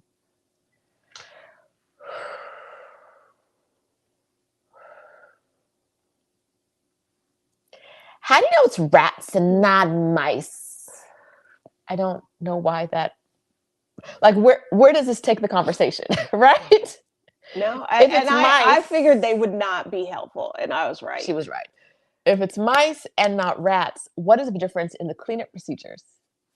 Because that's literally the only thing I'm asking about. I said, "Are you sure?" I said, "Let me just ask them. I feel like they would know." And the man was like, "Well, if you have," I can't remember what it was, but I think pretty much whatever it was, he was like, "If you have this in there, of course they're going to be there." And I'm like, "They're chewing wicker baskets. Do you tell us when we rent things not to bring in wicker?" And okay, when I say they're chewing wicker baskets, I mean, on the large one I have, it had a wire handle inside of the wicker handle. They chewed all the way to the wire handle, all around. They chewed it was like it ran through a buzzsaw, and the wire is the only thing left. They chewed it to shred and didn't touch anything else. Just, I don't know what it is. If y'all putting stuff in storage, no wicker baskets. Or no grass baskets. You shouldn't leave them out. Like here, the wicker baskets were holding things. Yes. And therefore, the rodents was like, "Oh, we'll eat that." It was a mess. It was like, so except for that, the issue is that the wicker basket then, and if it's we have one that was on the ground and one that was up top, which means that everything below the one that was up top has shredded wicker on it and rat poop, because the rats would apparently ran. Or if I mean, ate and pooped in the same place. Y'all don't want to know this, but basically rodents don't control their bowels. So anywhere a rodent goes, they are leaving a trail of whatnot behind them. They don't hold it and wait to go. No, they just go where they're at. So that's an easy way to know where they've been. So lots of gloves. Lots of being careful when things are coming down from up high, because if you tilt it towards your head, you might get rat poop in your face. It's not a lot. No, it's not. But any piece of it is dangerous. It may sound like, oh my gosh, it was covered. No. We're talking about really two areas. And the other problem you mentioned, if they ran across a box that was on the top and they hung out on that box at all, you have to be careful when you pull that box down. Everything underneath that box is clean. It's fine. It's just that very top box. You got to make sure nothing shifted and you got rat poop in your face, which we haven't had yet. No. Although we came close yesterday. Yes. All right. I think that might be it. Ever any questions we haven't answered? Oh, Tara Hoy says, we look like chemical engineers in gear. When we were cleaning our flooded units, we had masks with vents, gloves that came up past the elbows, hats that covered shoulders too. Smart. Surprisingly, there was no flooding. Because the Bay Area has flooded so much, I'm surprised that there was no flooding in the unit. There's no flooding, very, very little mold. And the mold was only on certain things.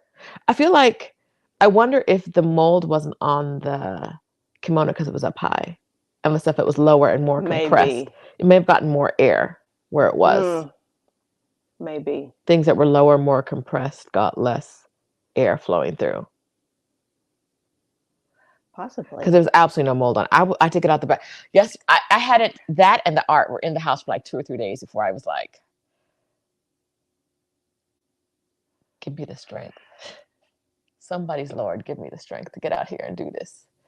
Open them up, put out trash bags on the thingy, open it up. The way I screamed, I scrumped in these people's driveway when I saw the kimono didn't have a single piece of mold on it. Yeah. Yes. The art, nothing. Oof. Okay, I say the art, but there are probably 4 or 5. I was gonna say, I'm sure there's more. That's been the lesson here.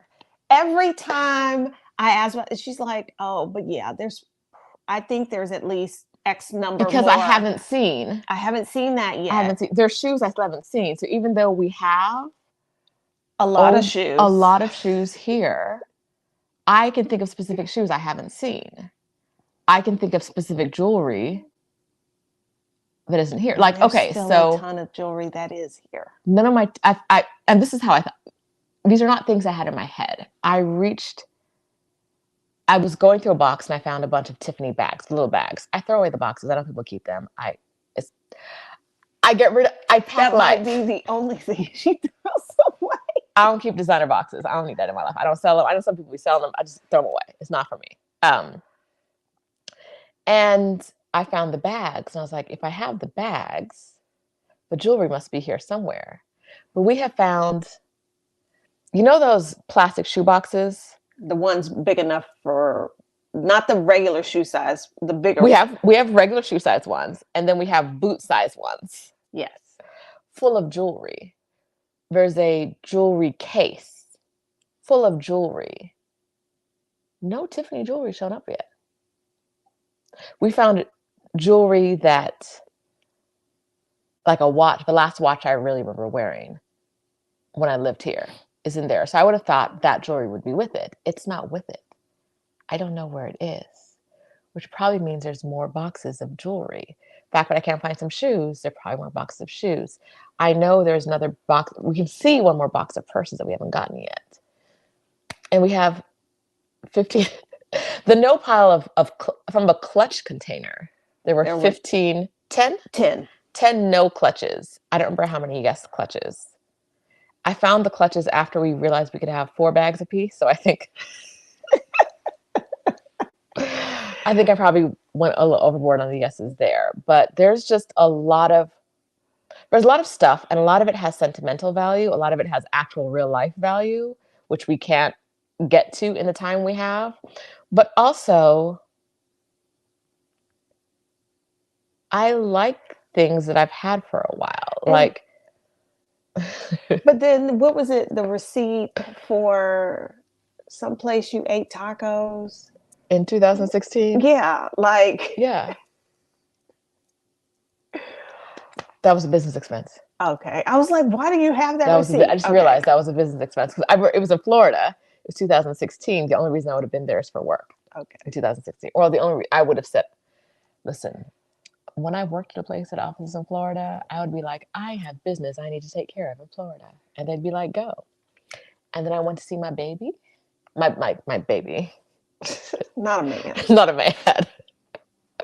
When my baby was born, I was like, I must go to the Florida office because they need help. Now, they did need help. They needed Jesus. They needed a lot. But when is the last time? Where's the camera? When's the last time you lived here? That's very rude. I'm just curious. When's the last time you lived 2016. here? 2016. Let me see if I can still use this on Libby. You think I'm playing? No. You know I'm not playing. Because the thingy, I have Florida library access. So you can imagine the Florida libraries are. Yeah. Let me see if I can still use this on Libby. What's up? All right. Would this process have gone faster had your boxes totes been labeled? Everything's labeled, baby. Okay, let's talk about the labeling of the boxes. More frequently than not, it's labeled fragile and kitchen. The vast majority of the boxes are labeled fragile and kitchen. What exactly does that mean? Do you expect that to be like fine crystal and dishes? Because really, some of it is. This much of really what it is jeans and bottles of champagne.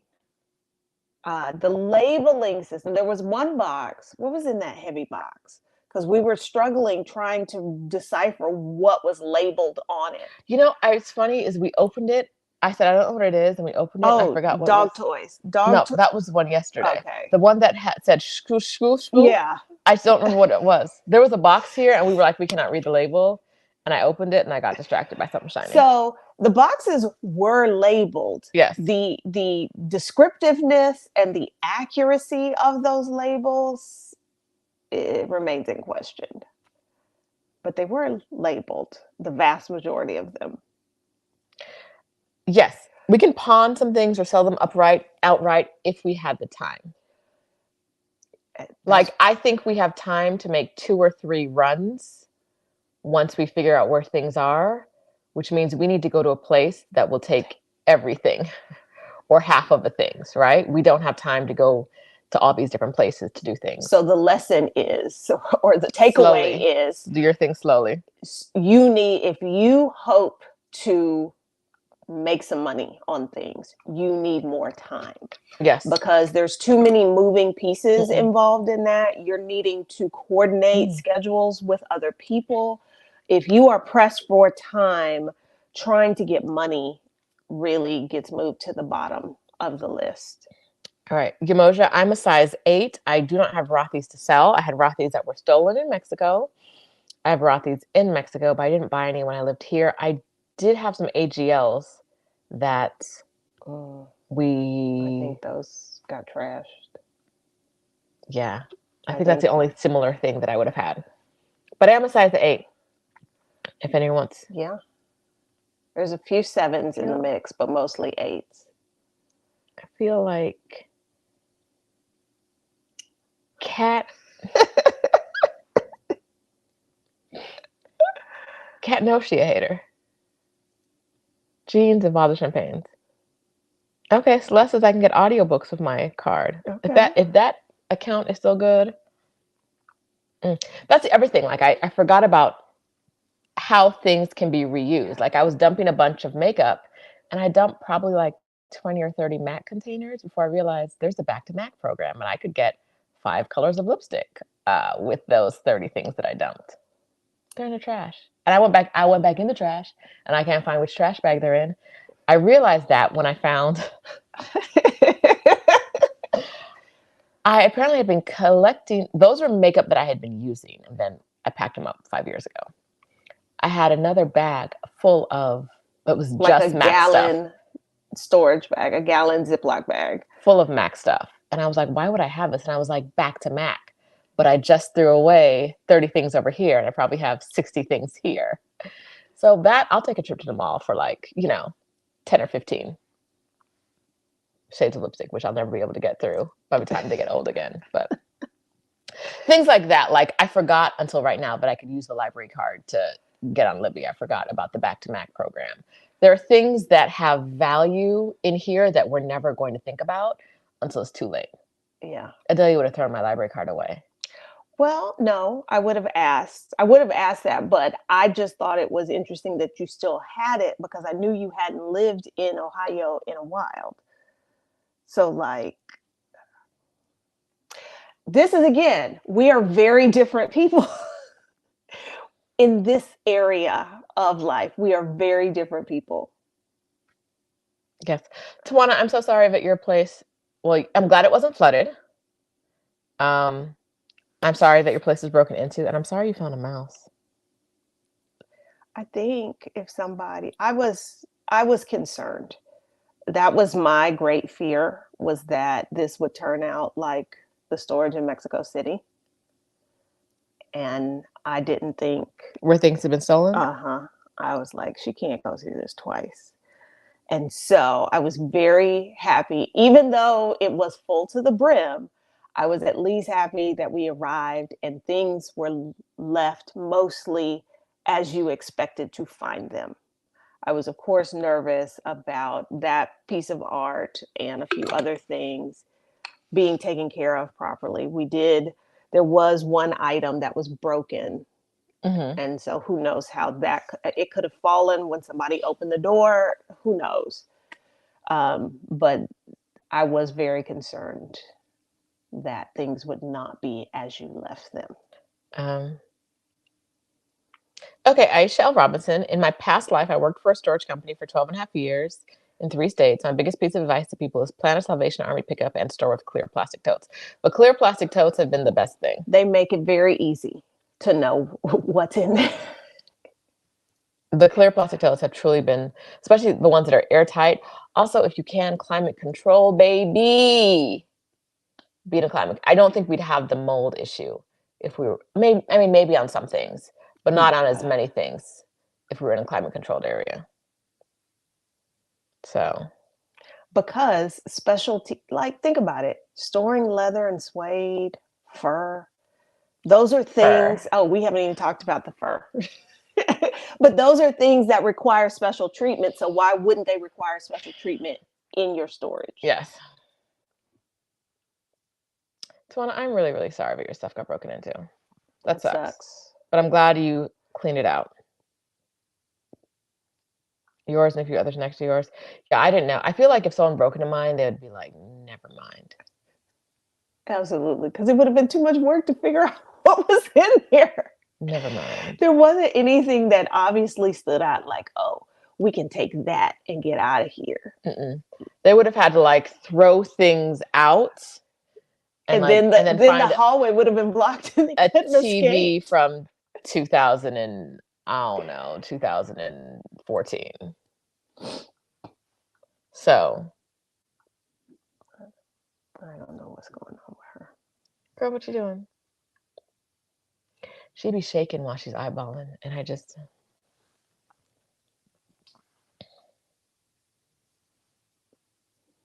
Get your girl. All right, I feel like that covers it.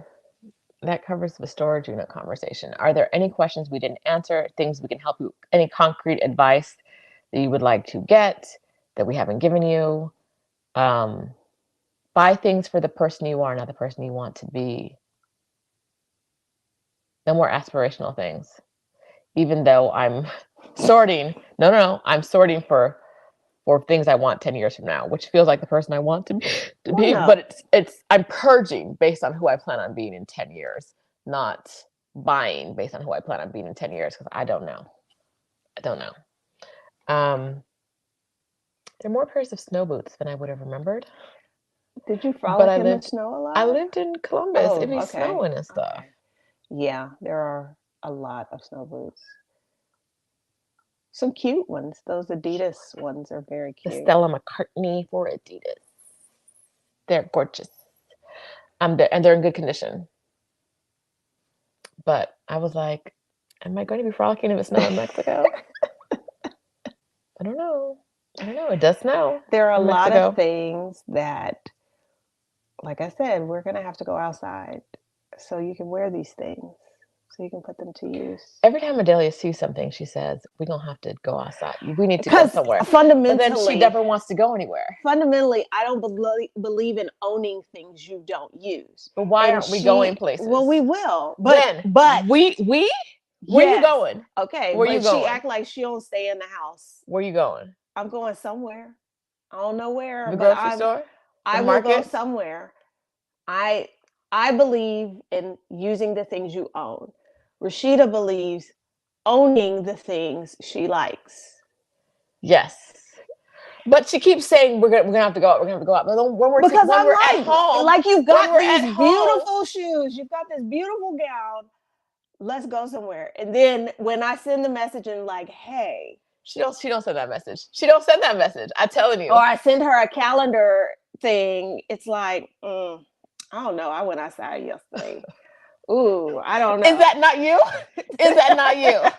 Is that not you? I ain't saying we got to go somewhere every day. Is that not you? Already, like last night. Ivonne, are you watching the Shenanigans? Because I know you know. Last night, I because of Stephanie's live yesterday, which I don't even know if it's still up for replay or if YouTube was a hater.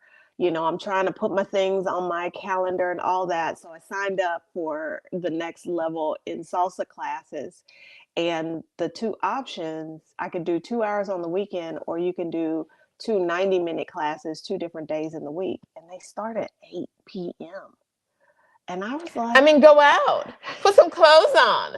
We can do that during the day. No. That doesn't have to be at night. That's you doing salsa classes. Yes, but I'm just saying, like, we can go places for you to wear your things during the day. Where am I wearing thigh-high heeled? But you brought them. You're taking them with you, so surely in the daytime. I don't know. At night, yes. Technically, you can go anywhere you want in those boots. You can. Without a criminal record. But yeah, like the thought of going to salsa class at 8 p.m., I was like, oh, so no, Sunday afternoons it will be. So no, we can go places in the day. Dara talking about she'll take us out with her when she gets here. Because Dara is an extrovert. She was telling me about the party she went to and all of this. And I was like, yeah, I need somebody to connect that, because I'm not going to go after that. If you're coming to Mexico City and you want to have a social life, you do not holler at either one of us. No. You holler at Dara, you holler at Abba. Abba. You don't holler at us. Because what we do, we in the house. We in the house talking about why going outside sounds terrible. Sounds terrible. Them ladies, Dara be like, oh, had my local friends had I'm like, local friends? Yep.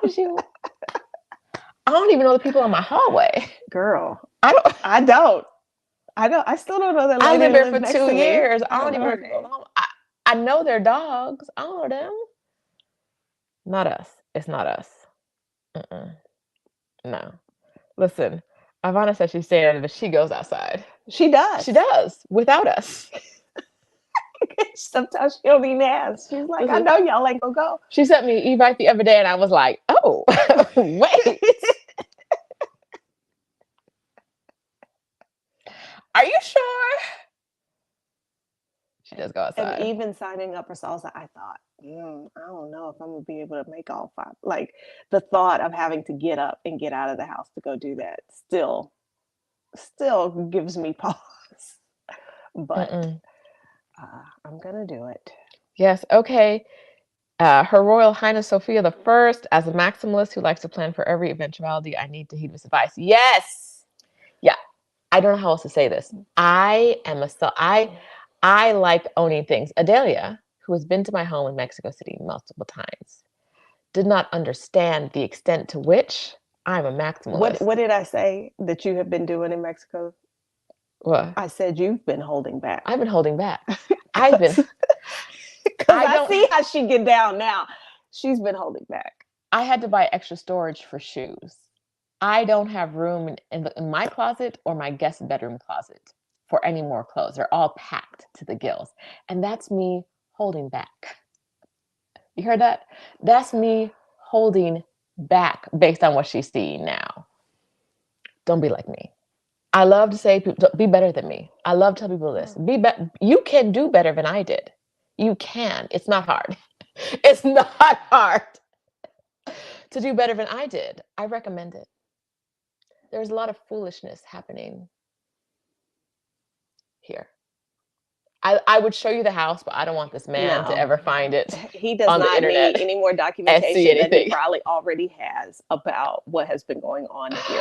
Well, I'm just trying to get out this house without him, coming in and being like, if he came in now and said, y'all have to leave, I don't know what we would do. I don't. And if you're seeing me look around, it's because every surface here is covered with stuff. We're going to put it back exactly like we found it, baby. We're going to find it exactly. But it's going to take some work to get there. But we have a lot more runs to do to donation places before we can get there. So, did you tell them we were dropping everything? You talked about electronics? Electronics are a little trickier because a lot of charitable organizations, they don't want your big bubble back TV. They don't want old electronics because the people they serve don't want them. So you need to find somebody that does e-waste. There are 2 located near us. Best Buy will take back quite a few things. Apple, we found, here's another ancient Apple artifact we found. I mean, if we're going to talk about it, let's talk about it. And another one. So, and there's a couple of digital cameras we found. And so something like that can go to Best Buy. Best Buy does charge for TVs. I think they might charge you a fee to drop off TVs, but it's unclear in California because it says there's no drop-off fee in California, but Best Buy says we charge this for TV. So I don't know. So there is a TV that we need to get rid of that is a dumb TV that will probably go to the e-waste place. The smart TV might get bought by someone. We'll see if they actually show up today. So yeah, electronics are tricky because most organizations that will take clothing and that kind of stuff will not take electronics. Oh, Roxanne says she has a first generation iPad. So do I. Yeah, that's one of the things we found. You can take that to the Apple store, and I don't know if they'll still give you any money toward buying a new one, but they will at least take it off your hands if it does not work anymore. What else? So that's how we're getting rid of electronics. We said books are half price books. Clothes are probably The out of the closet. Furniture, I'm gonna call a man named Mac. Yeah. Since my mama says she has men. Ask Mac about the e-waste. I think that's in his line of work, not the TV. Basically, we need to have Mac come through and be like, direct us, please. Like, what can you take? I think the bigger concern for me is the alcohol. Because we can't post that anywhere. No. To sell. Our people will take it. My girl's coming tomorrow. She'll take all 30 bottles if we need her to. I mean, if I knew you, I would. Like, if I was your friend in town, I would. Because basically, you have a fully stocked bar immediately. Of nice stuff. Yeah. Nice stuff. Immediately. Nice stuff. My concern now is that people will be like, okay, we can take the first 3 bags, but those other 8, y'all got to go somewhere else with those. And we go somewhere else. That is more my concern at this point.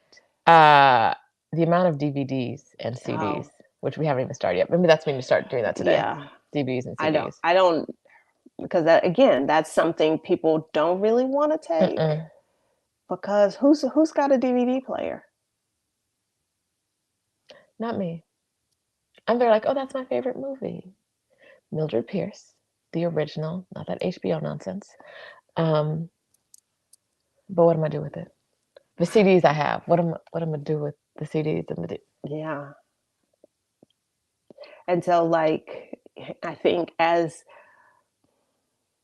when you moved away from having a DVD player or a CD player, why'd you opt to hold on to those? You don't think there's a CD player or a DVD player in stores? We get through the rest of the boxes? And I think that's why we waited, because we were like, at least we can bundle those together. You don't think in that storage there's going to be? That's shame on me. Yes. Mom said give alcohol to Max. So we'll save some of the tequila and rum for him. Okay. And wine. Half price books might take the DVDs and CDs. Okay, now. They might take the DVDs. They might. All right. So that's there is a plus. A full bin like this of DVDs. And there's a full bin like that of CDs. Okay, I didn't see that one. Yeah. My mom said her bar owner might want to buy some of the alcohol. There's nothing where I feel like a bar owner would not want to get alcohol. Someone said donate earlier to bars, like black bar owners and bartenders, but I feel like there's got to be some law against them getting alcohol off the street. Yeah, because I think they have to be able, they can't serve that to people. I wouldn't think so. Oh, I thought this was an adapter. No, baby, that's the iPod Shuffle. I didn't realize that's what this was. You didn't realize that? That's a shuffle, baby. Oh, wow. Times are a change. And it still works. I plugged it into the computer yesterday. This one, we didn't even try it. This one works too. Yeah, the charge is gone, probably. Oh, okay. But, the charge lasts 13 minutes. It works, though. We up, baby. I'm about to plug this in. Put some headphones in it. Be gone. Yes. The shuffle. Now, this was not mine. I think this came from, you said, a man. Yeah. Because my original iPod isn't here yet, or it's in a box we haven't gone through. Because it probably goes in that case. Into this. Yes. A stylish zebra print Coach iPod case. Yes. Grab the other little Coach thing. This, I already put this was a Coach thing. It held a Palm Pilot. The Palm Pilot was still here, but it is in my e-waste pile.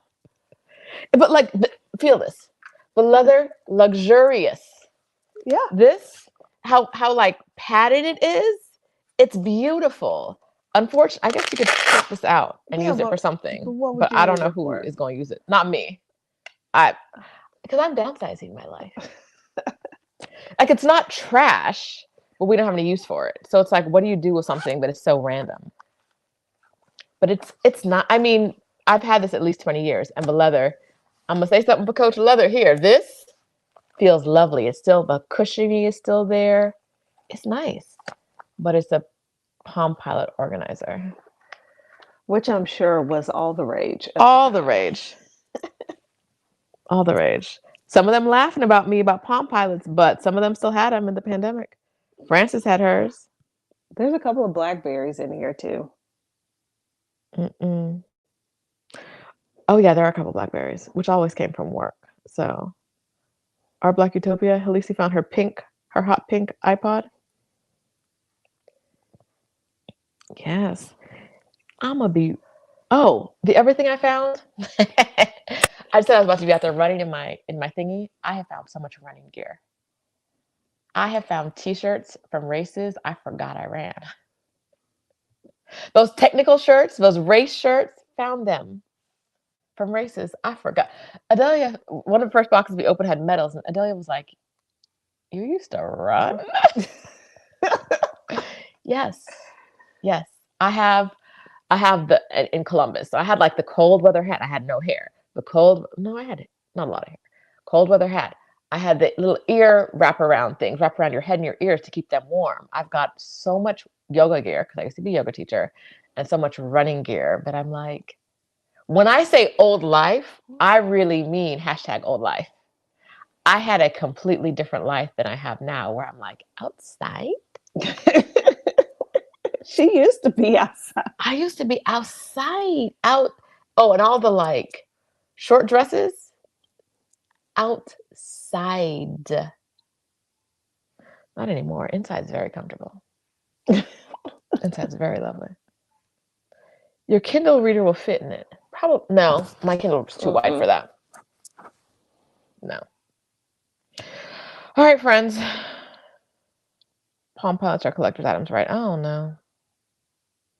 Again, if we had time to find those people, that would make sense. But Frances said she took her first generation iPod to the Apple Store, and a young person looked at it and said, "Wow, I've never seen this in person."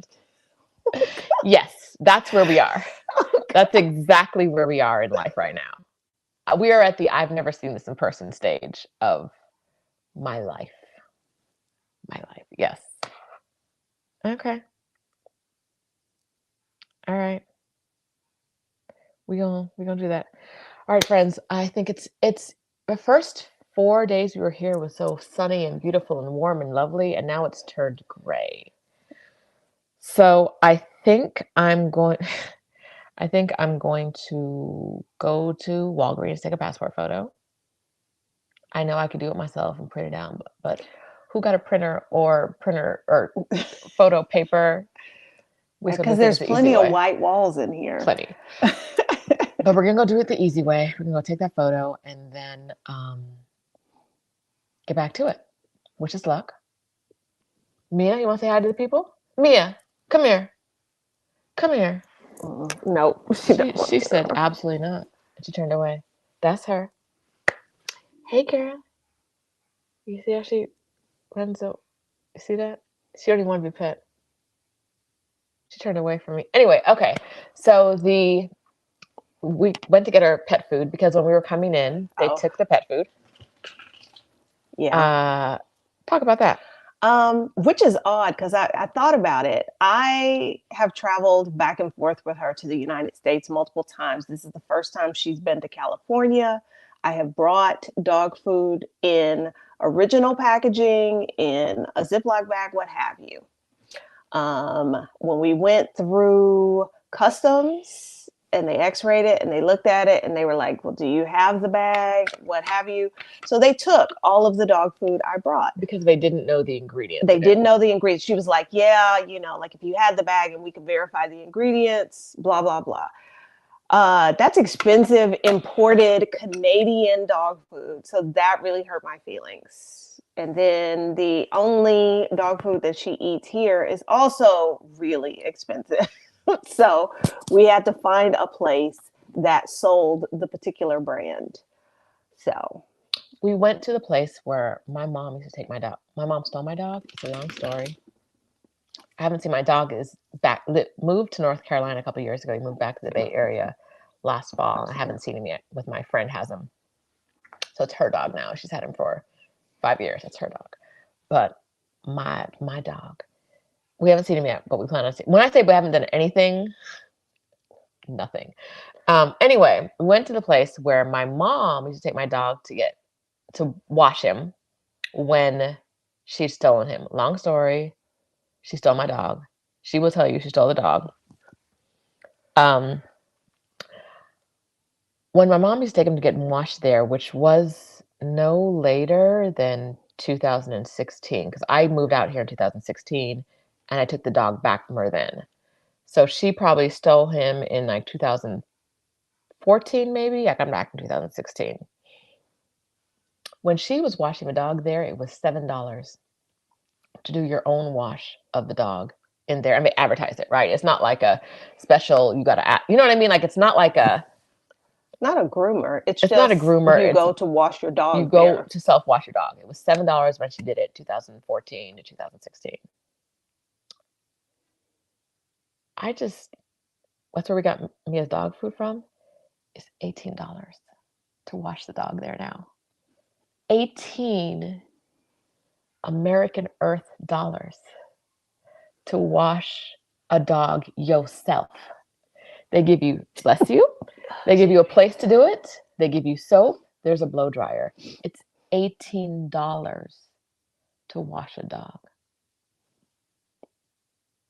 Yeah, America is expensive. You can get Mia groomed head to toe. She can get an actual grooming. So that's a bath, that's glands, that's nails, haircut for 270 pesos. The price just went up. It used to be 250 pesos. So that's like $13, $14 maybe. $18 for you to wash your dog yourself, like you could in the bathtub if you wasn't crazy and shedding everywhere. 18. I said, is that so? And it's written like large on the window, like it's a steal. Like it's a bargain. Large on the. I said, this is the place. $18 to wash a dog yourself. And if you get any of the fancy shampoo, my memory is you could upgrade to fancier shampoo. So the $18 wash could really be a $30 wash. I don't know. Yeah. So if you are traveling with a dog to the US, bring the food, or at least cut the ingredient list off the bag if you don't want them to confiscate your dog food. And just in case you're wondering, you can't bring dog food. Dog food is one of the things you cannot import to Mexico. The law states you can only bring enough food for your animal for a day. A day? Yes, they do not want you to bring in foreign dog food. Now some people drive over the border with it and they don't check it, but I mean, because we've brought stuff back because I didn't know that was the rule. And so far, they've not checked my bags in such a way that. However, if we're coming in with 6 to 8 bags, I think we're gonna get stopped. We gonna get stopped. I think we will. If we come in through Terminal 2. Terminal 2 is the one with the big sorting tables, right? Yeah. In the inside. Yeah. And Terminal 1 is the one with the x-rays. We might be able to get through the x-ray machine, no problem. Maybe. That other terminal? Yeah. They're just looking to tax you. They are just looking to tax you. So we'll see what happens. Wendy Days says, thank you for helping me. I think that was Wendy. Thank you, Adelia, for helping Roshida. You're welcome. You're welcome. I say it. I'm still telling you anyway. Thank you for helping me.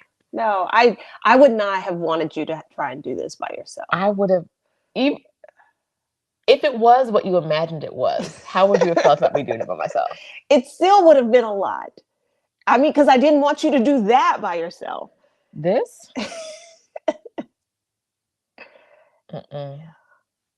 So I think the takeaways are, if you should be downsizing. Actually, now, it should be every one of you. It should be an ongoing thing. Every week you should be throwing stuff away. Should reflect who you are, Who are you in that moment? What person is that?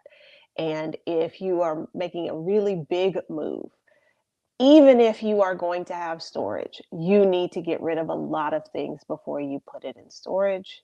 And you need to give how you store things a lot of thought. If it's items that require special care outside of storage, it is going to require special care inside of the storage unit. And assume you won't see those things for many years. How would you pack if you knew you were coming? Because there's some things it looks like, and I would guess this happened later as you were getting close to your deadline. It looks like somebody just went across a countertop, did this, put it in a box, and put it in there because there's like no rhyme or reason to the things in the box. Which, if it's something special, something fragile, something that's delicate, that needs care, you might not want to go that route. We'll have a lot of plastic bins when we're leaving here, so I'd like to find a good home for those. That might just be the curb, and someone like these shoe boxes are not cheap. Contemplated, like, should we just set up a table outside and just put things on it? I feel like I don't want to do that until we have the house in order. Where if the man shows up, if a host shows up, he's not going to be like, what the hell's going on? I heard there was a table out here. What y'all doing? Let me see the house, because we can't support that in our current. No, if you have expensive things that you want to remain in good condition, climate control. For real climate control. Don't accept, well, it's covered, or it's inside the building, not outside the building. That is not climate controlled, because there's no insulation in that unit. None. We can see all of the nails coming from down the ceiling. I look at myself, are those nails? Yeah, there's nothing. There's no fake ceiling. It's just the subfloor of the. Yeah. Woo, yeah, it's a lot. It's a lot. All right, friends. I think we're gonna get at it. If you're in the Bay Area and want to meet up, exodussummit.com/community. There's a post in there. We don't have, I think our tentative meetup plan is February 4th. Oh, before I go, hello. Stephanie and I are running the Get Your Next 3 Clients challenge on February 12th through 18th. Let me give you the link for that. If you get clients online and you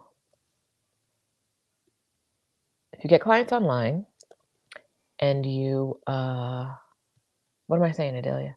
You were in the challenge. If you get clients online and you need more clients, you should sign up for the Get Your Next 3 Clients challenge. I will say I took it in its very first iteration, and it was a game changer for me.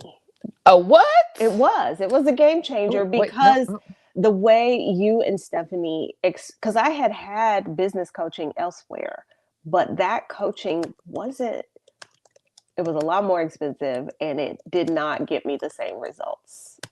The way y'all explain things, it was like, oh, that's what I'm supposed to be doing. And if I do that and that, this happens.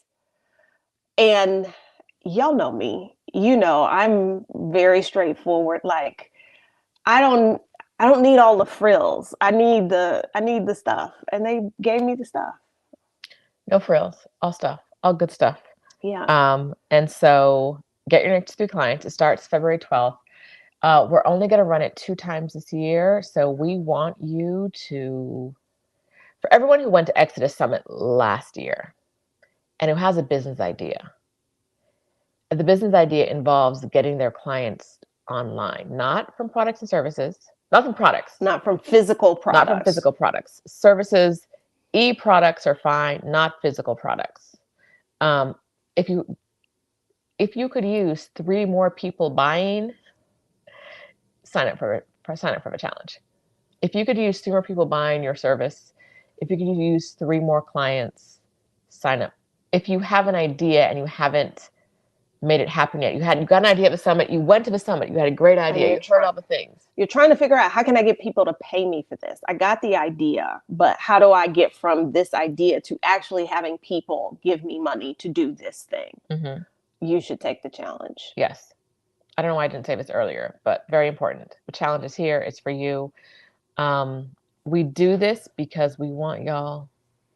We want you to guys we want you to have self-sustaining businesses. We want you to feel like you can live. You can spend 2 weeks out of your life, going through storage and not doing any work. Because we're not working. I mean, when would we?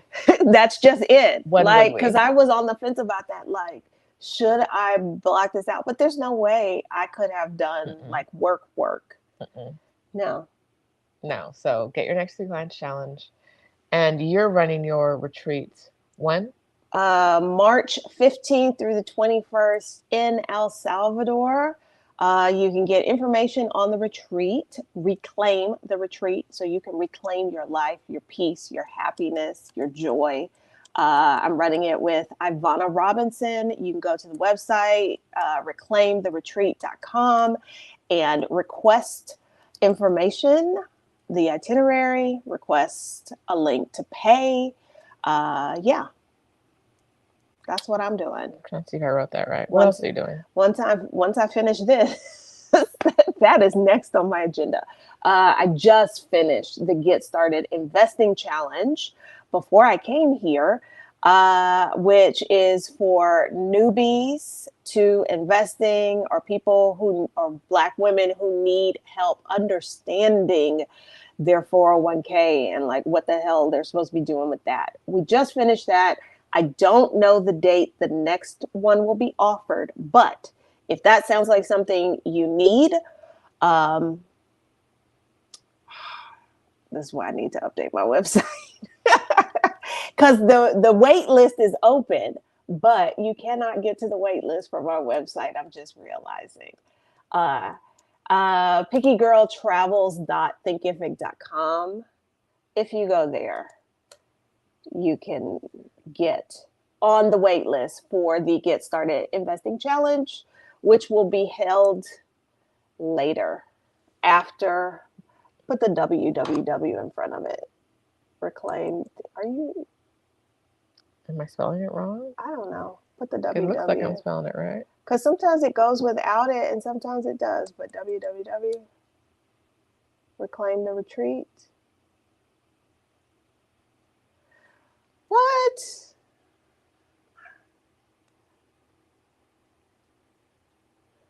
ReclaimTheRetreat.com.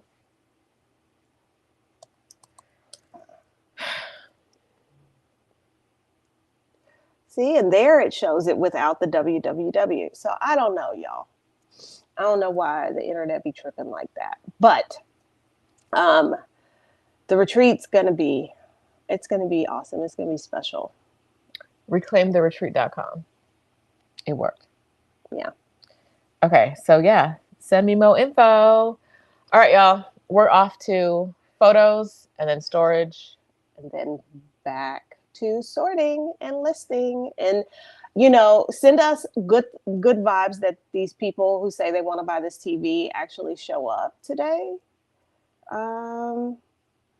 If you want a TV and you're in the Bay Area, message me on it's a smartish IG. TV. Yeah. It's kind of, I think 2016, I think that one. So like it has on the remote, it has like Netflix. Yeah. So it can attach to your Skinamaboparoo and the Who. Your Roku or your Apple or your whatever. So yeah. All right. Signing off. Thank you for watching. Wishing you guys much love, all the stuff. I want to let you know Ivana's disappointed in you. Why? What did I do? For not knowing the website. I know. Okay. So No. That's it. That's the end of the discussion. I just had to let you know that Ivana. No, I know, because she has been talking to me about I need to get my website life together. I do. because you should be able to go to pickygirltravelstheworld.com and get to everything. But in this moment, you cannot. And so I need to get on that. Okay, well, I'm honestly disappointed.